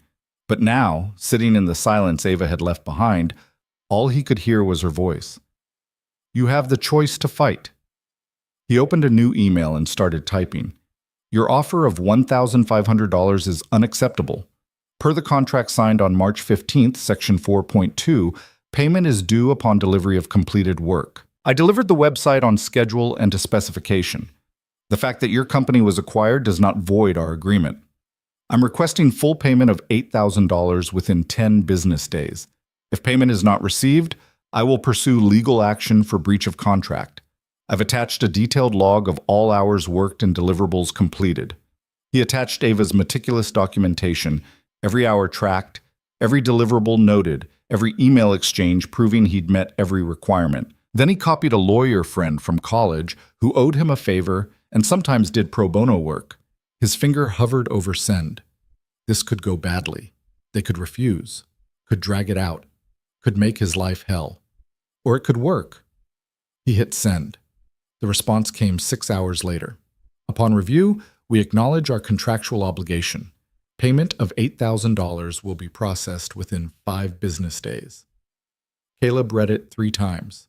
Then he read it again. They'd caved, completely. Just like that. He felt something crack open in his chest. Not quite joy, but close. Relief, maybe. Or vindication. Proof that fighting back actually worked sometimes. He grabbed his phone and pulled up Ava's number. Started typing a message, deleted it. Started again. What was he supposed to say? You were right? I'm sorry? I'm an idiot and I miss you. All of it felt inadequate. He set the phone down and made a decision. Brooklyn was with Mrs. Chen. He had 2 hours. That should be enough. Ava's building looked different in the afternoon light. Less run down, maybe? Or maybe Caleb was just seeing it through different eyes. He climbed the stairs to the third floor and knocked on her door before he could talk himself out of it. She answered in sweatpants and one of Mason's stained t-shirts, her hair in a messy bun. Mason was visible behind her, playing with blocks on the living room floor. "Caleb?" Her voice was flat. "Careful. What are you doing here? I need to talk to you. Now's not really a good time." "I know. I'm sorry, but I need to say this, and if I don't say it now, I'm going to lose my nerve." She studied him for a long moment, then stepped aside. "Mason, keep playing with your blocks, okay?" "Okay, Mama." Caleb followed her into the kitchen. It was cramped and the linoleum was peeling, but it was clean, organized. So completely Ava. "So talk," she said, leaning against the counter with her arms crossed. "You were right about everything. I was scared and I shut down and I pushed you away because it felt safer than risking failure." "Okay." "I fought them, Meridian. Sent them a formal demand with all the documentation you put together. They're paying the full $8,000. Something flickered across her face. "That's good." "It's more than good. It's—" He stopped, trying to find the right words. "I never would have done that without you. Without you showing me that fighting back was even an option. I spent so long just taking whatever people gave me, convinced that was all I deserved. You changed that." "Caleb, let me finish, please." He took a breath. "I'm sorry. For shutting you out. For saying those things. For acting like you didn't have a stake in this when we both know you have the biggest stake of all. Not just financially, but—" He gestured vaguely. "You and Mason, what we've been building, I almost destroyed it because I was too much of a coward to fight for it." Ava was quiet. Her expression hadn't changed, but he could see something working behind her eyes. "You really hurt me," she said finally. "Not because you were scared. I get scared too, but because the second things got hard, you pushed me away, made it clear you didn't trust me to help you, to be there for you." "I know. I've spent my whole life with people who did that, who pulled away the moment I started to matter. I can't do it again. I won't do it again, not even for you." "I'm not asking you to. I'm asking for a chance to prove I can do better." "How? How do I trust that the next time something goes wrong, you're not going to shut me out again?" It was a fair question, one he didn't have a perfect answer for. "I don't know," he admitted. "I can't promise I won't get scared. I can't promise I'll always handle things the right way. But I can promise I'll try. I can promise that the next time I feel myself shutting down, I'll tell you. I'll let you in instead of pushing you away." "That's a pretty big promise." "I know, but I mean it." Mason appeared in the doorway, holding up a plastic dinosaur. "Mama, look, T-Rex." "I see, baby. That's a very good T-Rex." "Where's Brooklyn?" The question hit Caleb right in the chest. He looked at Ava. "She's with Mrs. Chen," he said quietly. "But she misses you, both of you. She keeps asking when you're coming back." Something in Ava's expression softened. "I miss her too, and I miss you so much. These past 3 days have been—" He stopped. "I didn't realize how much you'd become part of my life until you weren't there anymore." Mason wandered over and tugged on Caleb's jeans. "Up." Caleb looked at Ava for permission. She nodded. He picked up Mason, who immediately started showing him the T-Rex. "This is Rex. He eats people." "That's terrifying." "I know." Mason said it with deep satisfaction. Ava was watching them, and Caleb could see the exact moment she made her decision. Her shoulders dropped slightly, her arms uncrossed. "Okay," she said. "Okay? Okay, I'll give you another chance, but we need rules. Anything. If you're struggling, you tell me. You don't hide it. You don't minimize it. You just tell me. Deal. And we make decisions together. About work, about money, about the kids, all of it. We're partners or we're nothing. I want to be partners. And if you push me away again, I'm done. I mean it, Caleb. I won't keep putting myself through this." "I understand." She took a shaky breath. I was really mad at you." "I know. You had every right to be. I still am, a little." "That's fair." Mason squirmed to be put down. Caleb set him on the floor and he immediately ran back to his blocks. In the silence that followed, Caleb and Ava just looked at each other. I'm sorry, he said again. Really, truly sorry. I know. She closed the distance between them. And I'm sorry, too, for the things I said, for leaving instead of staying to work it out. You needed space. I get that. Still, we both messed up. Yeah. She reached for his hand. He took it, and it felt like coming home. So what now? She asked. Now we try again. Better this time? Better how? I don't know yet, but we'll figure it out. Together? Together. They stood there in her tiny kitchen, holding hands, while Mason played in the next room and the afternoon light slanted through the windows. It wasn't perfect. Nothing about it was perfect. But it was real, and that was enough. Caleb stayed for another hour. They didn't talk about work or money or any of the practical things they needed to sort out. They just existed in the same space, rebuilding the small intimacy that had gotten fractured. When he finally left, Ava walked him to the door. Tomorrow, she said, bring Brooklyn over. All four of us. We'll do something normal. Define normal. I don't know. Playground, pizza. Something that doesn't involve us fighting or freaking out. I can do that. Good. She kissed him. Quick and soft, but it still made his heart stutter. Now go get your daughter before Mrs. Chen adopts her. He walked back to his car feeling lighter than he had in days. The Meridian payment would clear next week. He and Ava were okay. Brooklyn would have Mason back. Everything was... His phone rang. Unknown number. He almost didn't answer, but something made him pick up. Hello? Is this Caleb Hayes? A man's voice. Unfamiliar. Yeah, who's this? My name is Derek Townsend. I'm calling about Ava Reynolds. Every muscle in Caleb's body locked up. What about her? I'm her ex. Mason's father. The world tilted. Caleb gripped the phone tighter. What do you want? I want to talk to you about my son and about the situation you've put yourself in. I haven't put myself in any situation. Really? You're co-parenting a kid that isn't yours with a woman you barely know. You don't think that's a situation? How do you even know about me? I've been keeping tabs, making sure Mason's being taken care of, and what I'm seeing raises some concerns. You abandoned them. You have no right to... I have every right. I'm his father. Oh, on paper maybe, but you've never been there for him, never supported him, never even met him. That's about to change. Caleb's blood went cold. What's that supposed to mean? It means I'm back in Charlotte, and I'm planning to petition for custody. I've got a stable job now, a house. I'm in a position to provide for my son in a way Ava can't, in a way you definitely can't. You can't just show up after almost 2 years and take him. Actually, I can. North Carolina law favors biological parents. And when the court sees that Ava's living in poverty, working gig jobs, relying on some broke freelancer to help raise my kid, well, I think they'll see my side of things. Ava's a good mother. I'm sure she is. But good intentions don't pay the bills.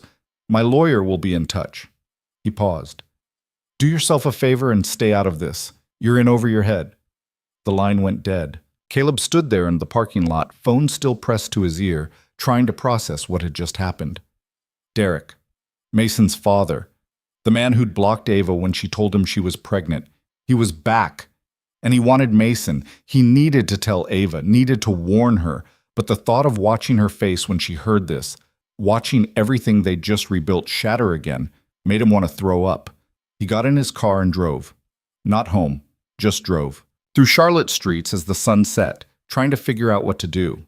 By the time he pulled up to his building, he'd made a decision. He was going to tell Ava. Tonight. They'd said no more hiding, no more shutting each other out. That meant this too, no matter how much it hurt. He was halfway to his apartment when he saw her. Sitting on the steps outside his building, Mason asleep in her arms. Ava, what are you doing here? She looked up, and he could see she'd been crying. He called me. Derek. About 20 minutes ago. Caleb sat down next to her. He called me too. He wants Mason. I know. He said he's going to fight for custody.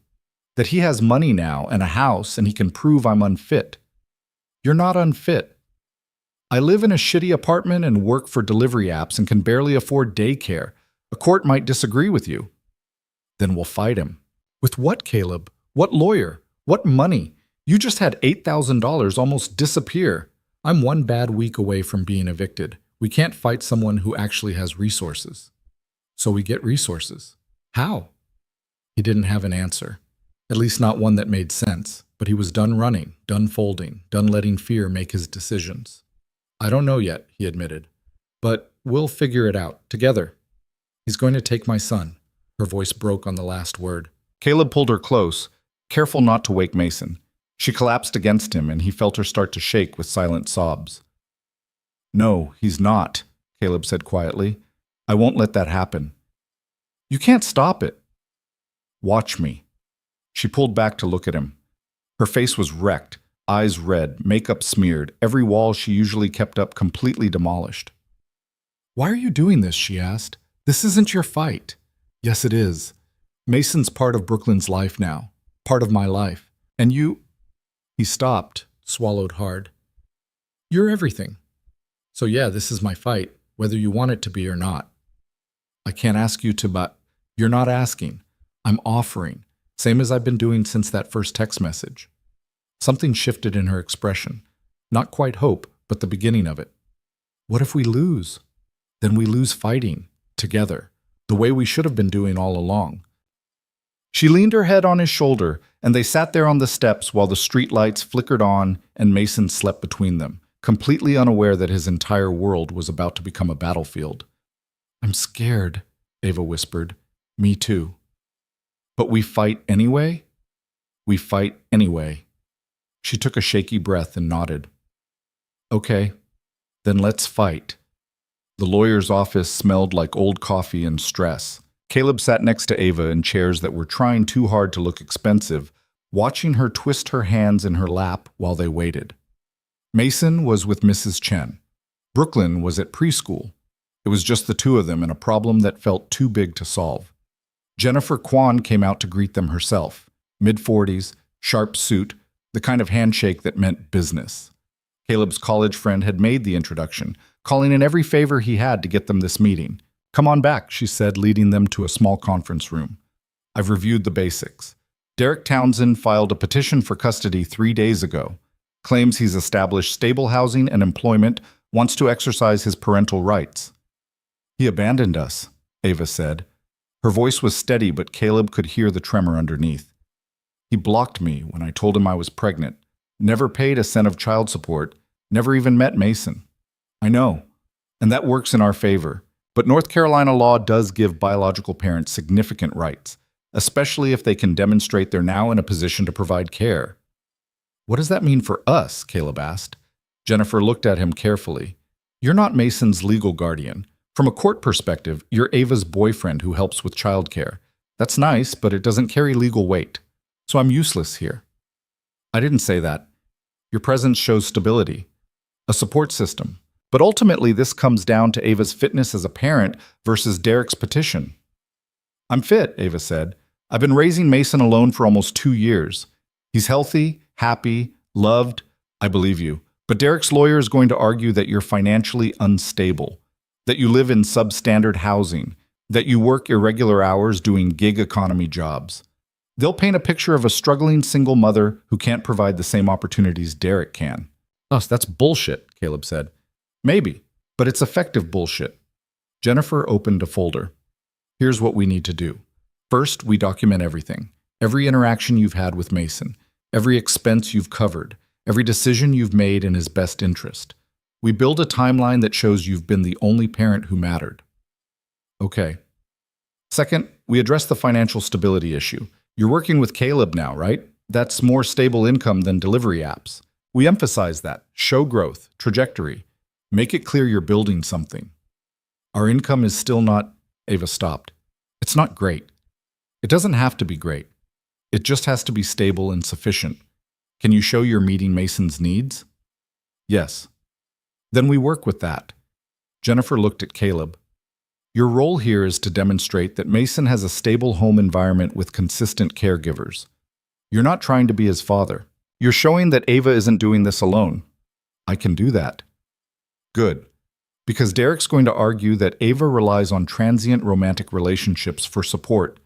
We counter that this is a committed partnership, not a fling. How long have you two been together? Caleb and Ava looked at each other. 4 months, Ava said. Maybe 5 if you count. It's complicated. Uncomplicated. Give me a clear timeline. When you met, when you started working together, when it became romantic. I need to present this as stable and serious. They spent the next hour going through everything. Jennifer took notes, asked pointed questions, built a picture of their relationship that was both accurate and strategic. By the time they left, Caleb's head was spinning.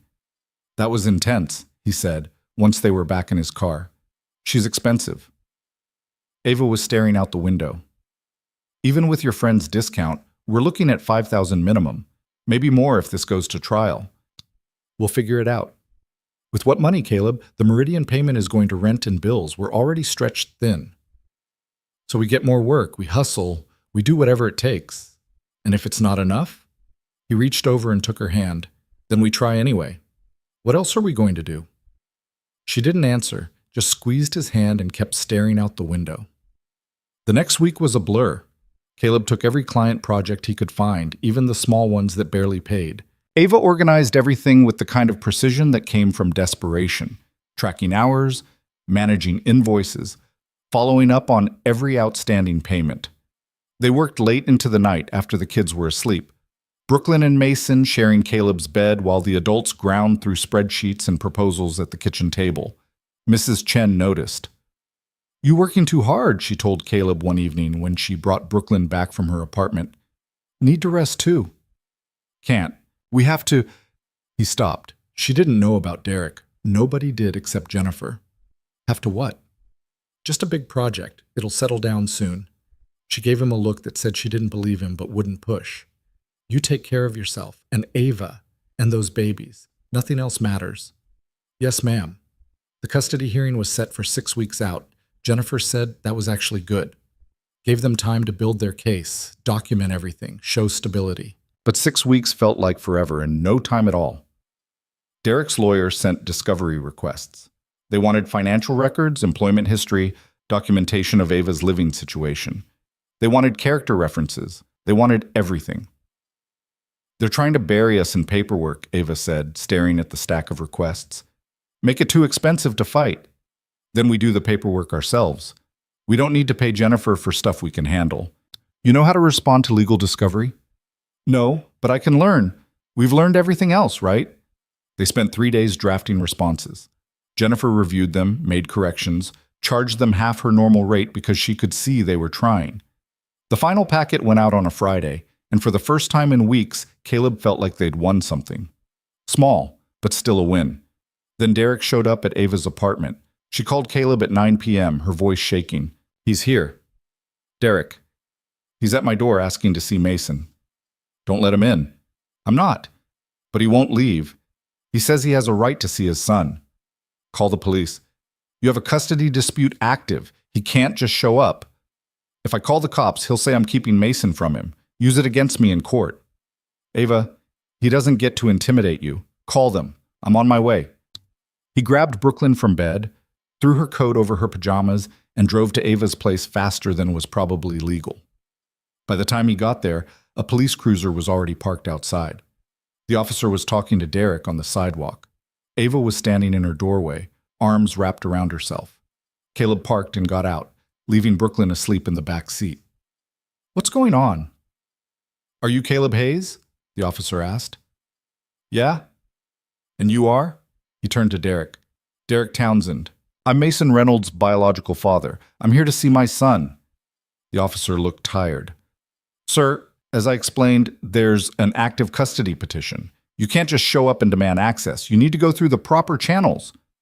"I have every right to see my kid." "Not without a court order, you don't.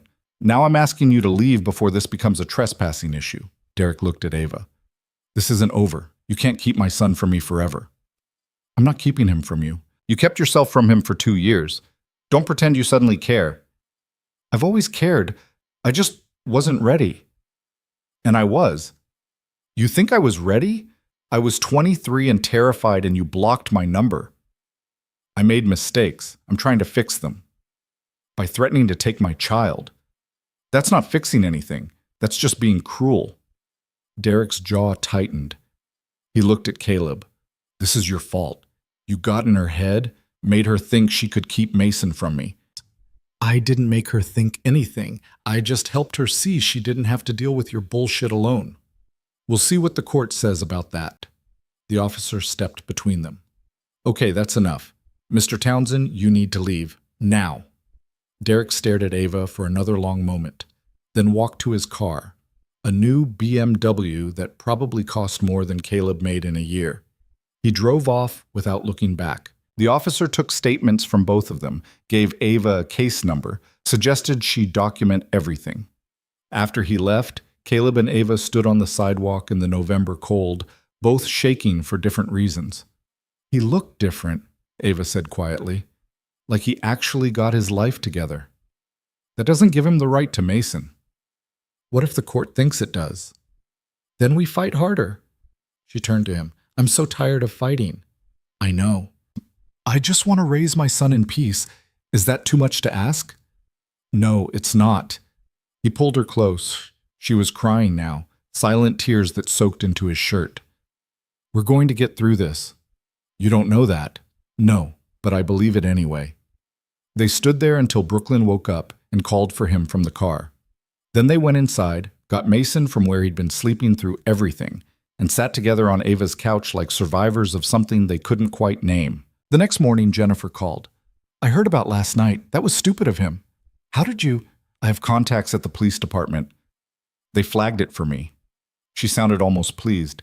He showed up uninvited, after hours, trying to force access to a child he's never met. That's not good for his case. So it helps us? It shows poor judgment, demonstrates that his sudden interest in fatherhood might be more about control than genuine care. We'll use it. Good. But Caleb, and I'm saying this as your lawyer, you need to stay calm around him. No confrontations, no arguments. Derek's going to try to provoke you because if you snap, he can paint you as unstable, as a bad influence on Mason. I didn't start anything last night. I know, just keep it that way. The weeks crawled by. Caleb and Ava worked, took care of the kids, tried to act normal even though nothing felt normal. Brooklyn asked why Mason's other daddy was mad at them. They told her it was complicated, which was the truth, if not a satisfying answer. Money got tighter, the legal fees added up. Caleb had to choose between fixing his car and paying Jennifer's retainer. The car lost. He started taking the bus to client meetings, which added hours to his day but couldn't be helped. Ava stopped sleeping. He could see it in her face, the exhaustion settling into her bones. She'd be up at 2 a.m. working, at 6 a.m. with Mason, all day managing their business, then back up at midnight doing more work because they needed every dollar they could scrape together. You're going to burn out, he told her one night. I'll rest when this is over. Ava, I can't lose him, Caleb. I can't. Mason is everything. If Derek takes him, her voice broke. I won't survive that. You're not going to lose him. You can't promise that. No, but I can promise I'll do everything in my power to make sure it doesn't happen. She looked at him with eyes that had seen too much disappointment to trust promises, but she nodded anyway. 3 days before the hearing, Jennifer called them in for prep. They spent 4 hours going over testimony, likely questions, how to stay calm under cross-examination. Derek's lawyer is going to go after your relationship, she warned. Suggest it's unstable. Imply that Caleb's just here for the short term. That's not true, Caleb said. Doesn't matter. They're going to say it. So Ava, when they ask about your relationship status, what do you say?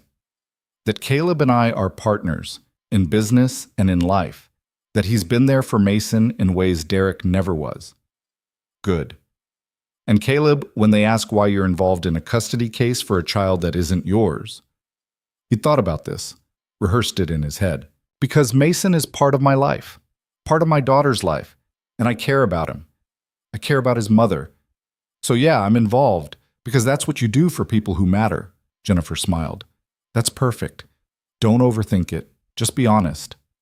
The hearing was in family court on a Tuesday morning. Caleb had to drop Brooklyn at preschool early. Mrs. Chen promised to pick her up after, keep her as long as needed. He met Ava outside the courthouse at 8:30. She looked like she might throw up. Hey, he said softly. You ready? No, but let's do it anyway. They went inside. The courtroom was smaller than Caleb expected, more like a conference room with a judge's bench. Derek was already there with his lawyer, a man in an expensive suit who looked like he ate small claims cases for breakfast. The judge was a woman in her 60s with reading glasses and an expression that gave nothing away. This is an initial custody hearing for Mason Reynolds. Mr. Townsend is petitioning for joint custody with a path toward primary custody. Miss Reynolds is opposing. Let's begin. Derek's lawyer went first. He painted a picture of a reformed man who'd made mistakes but was now stable and ready to be a father. Derek had a job in pharmaceutical sales making $60,000 a year. He'd bought a house in a good school district. He was engaged to a woman who worked as a teacher and wanted to help raise Mason. My client deeply regrets his initial response to Ms. Reynolds' pregnancy, the lawyer said. He was young and scared, but he's grown. He's ready. And he deserves the opportunity to be a father to his son.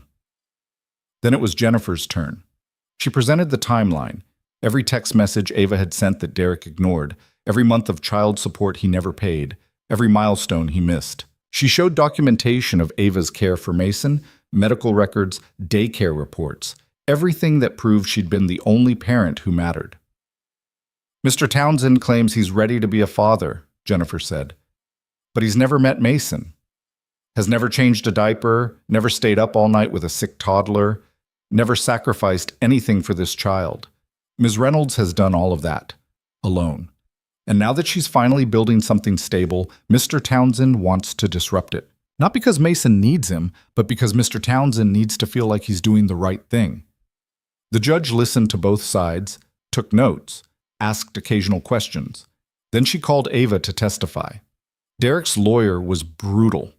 He went after her finances, her housing, her work history, asked why she thought gig economy jobs were sufficient to support a child, asked about her relationship with Caleb and how long she thought it would last. You've known Mr. Hayes for what, 5 months? He asked. Almost 6. And you're already relying on him to help raise your son? I'm not relying on him. We're partners. Partners in what sense? In every sense. We work together. We support each other. We care for each other's children. Isn't it true that your business relationship only exists because you needed money? It exists because we work well together, because we both needed stability and we built it together. And when that stability ends, when Mr. Hayes moves on, what happens to Mason then? Jennifer objected. The judge sustained it, but the damage was done. Caleb could see Ava's hands shaking. Then it was his turn. Derek's lawyer went after him too, asked about his income, his own failed relationship, his qualifications to help parent a child that wasn't his. Why are you here, Mr. Hayes? Because I care about Mason, and I care about Ava. You care enough to insert yourself into a custody dispute? I care enough to support someone I love through a difficult time. Yeah. You love Ms. Reynolds?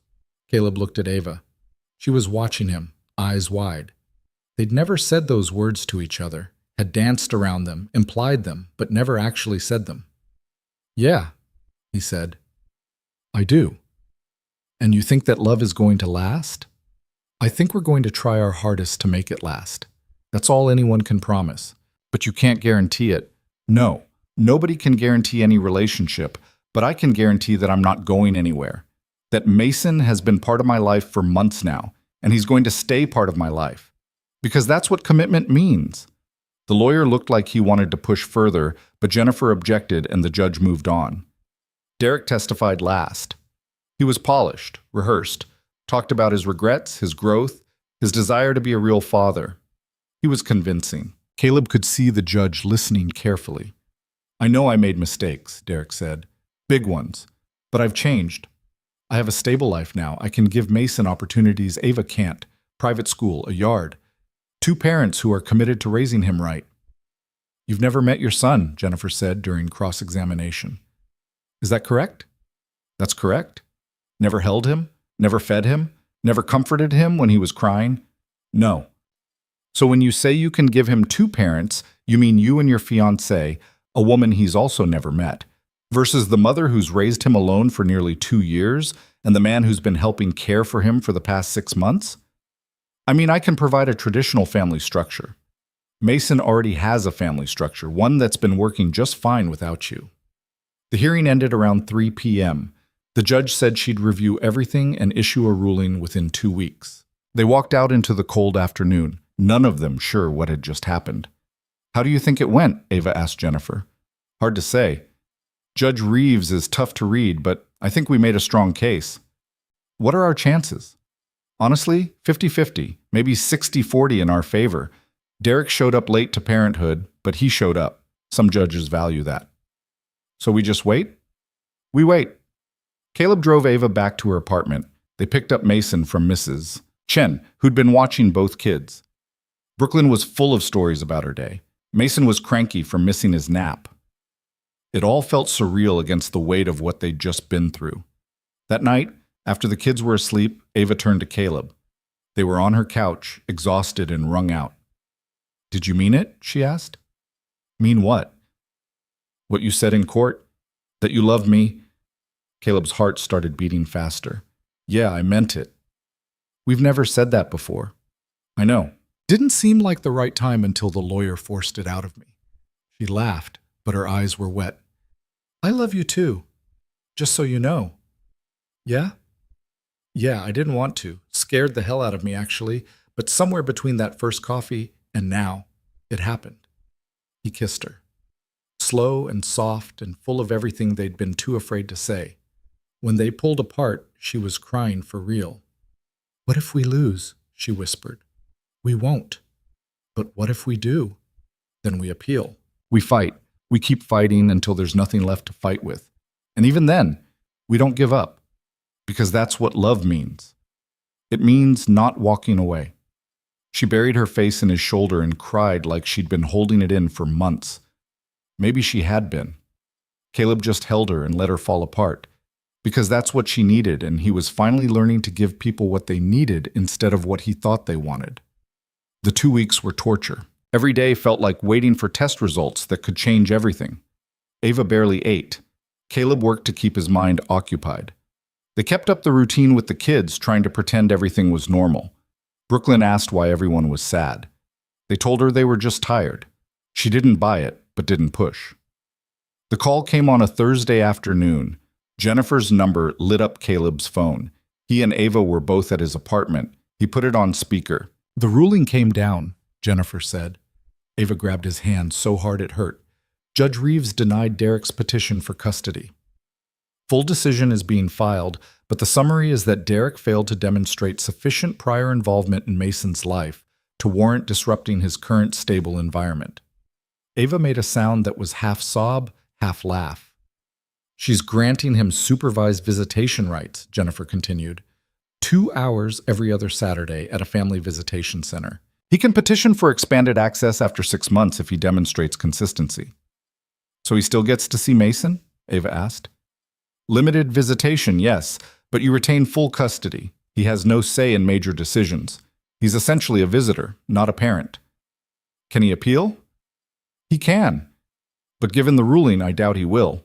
Judge Reeves was pretty clear in her reasoning. She basically said that showing up with money doesn't erase 2 years of absence. They thanked Jennifer and hung up. For a long moment, they just sat there in silence. Then Ava started crying. Real, ugly, relieved crying that shook her whole body. Caleb pulled her close and she clung to him like he was the only solid thing in the world. We won, she gasped out. We actually won. Yeah, we did. I can keep him. You were always going to keep him. He's yours. And Derek gets supervised visits, which he'll probably do for a few weeks and then get bored with. You know how guys like that are. The idea of being a dad is more appealing than the reality. She pulled back to look at him. Her face was blotchy and wet and beautiful. Thank you.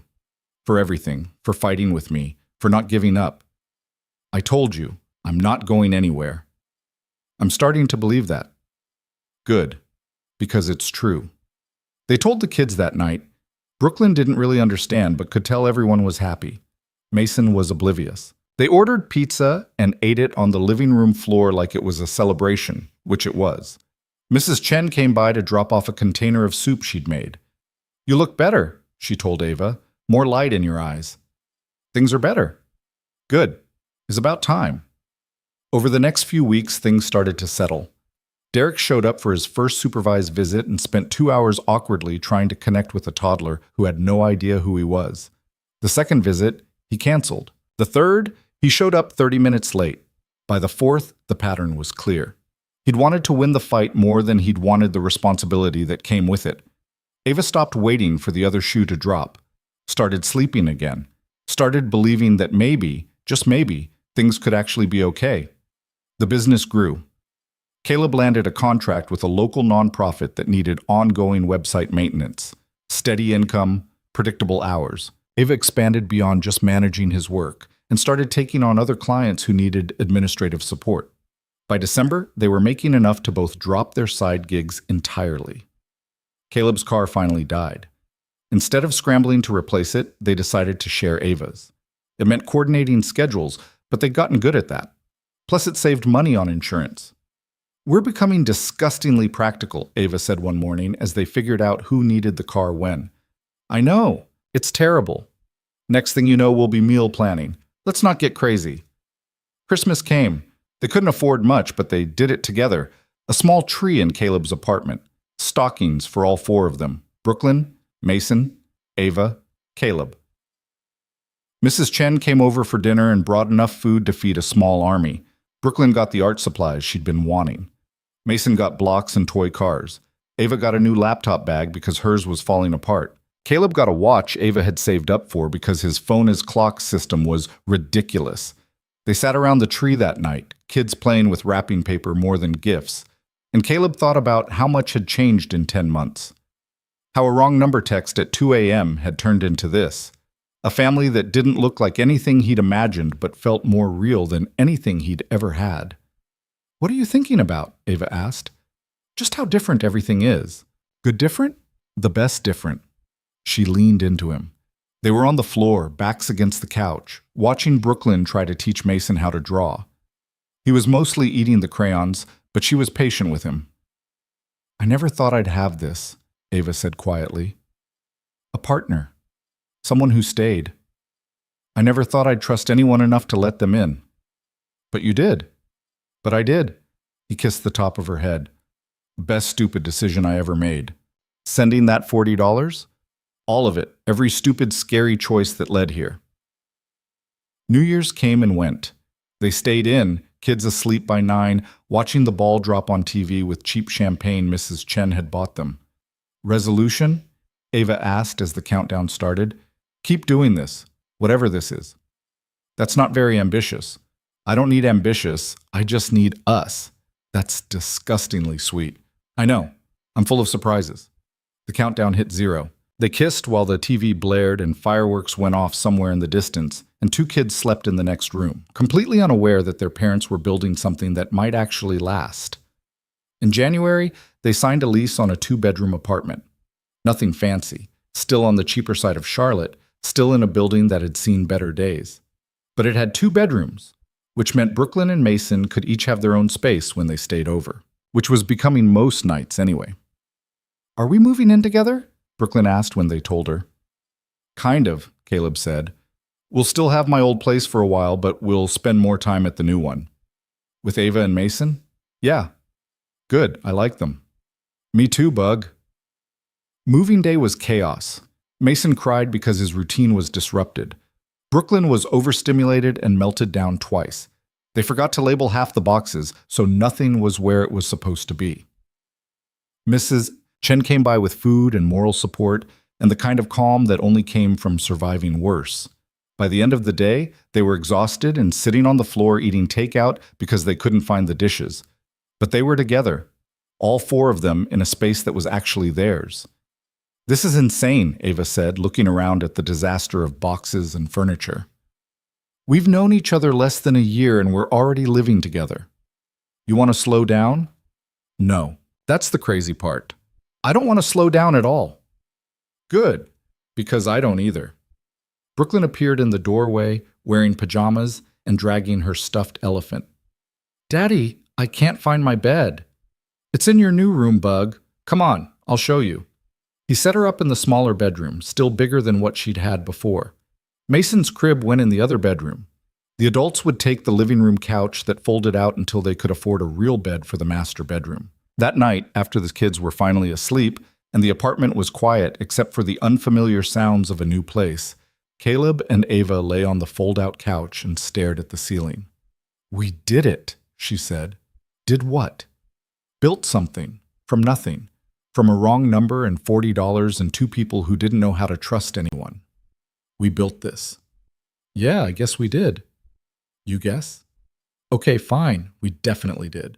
We're basically domestic gods now." She laughed and rolled into him. "I love you. You know that?" "I know. You told me in court, remember?" "That was you." "Right. Well, I love you too, just so we're clear. Crystal clear."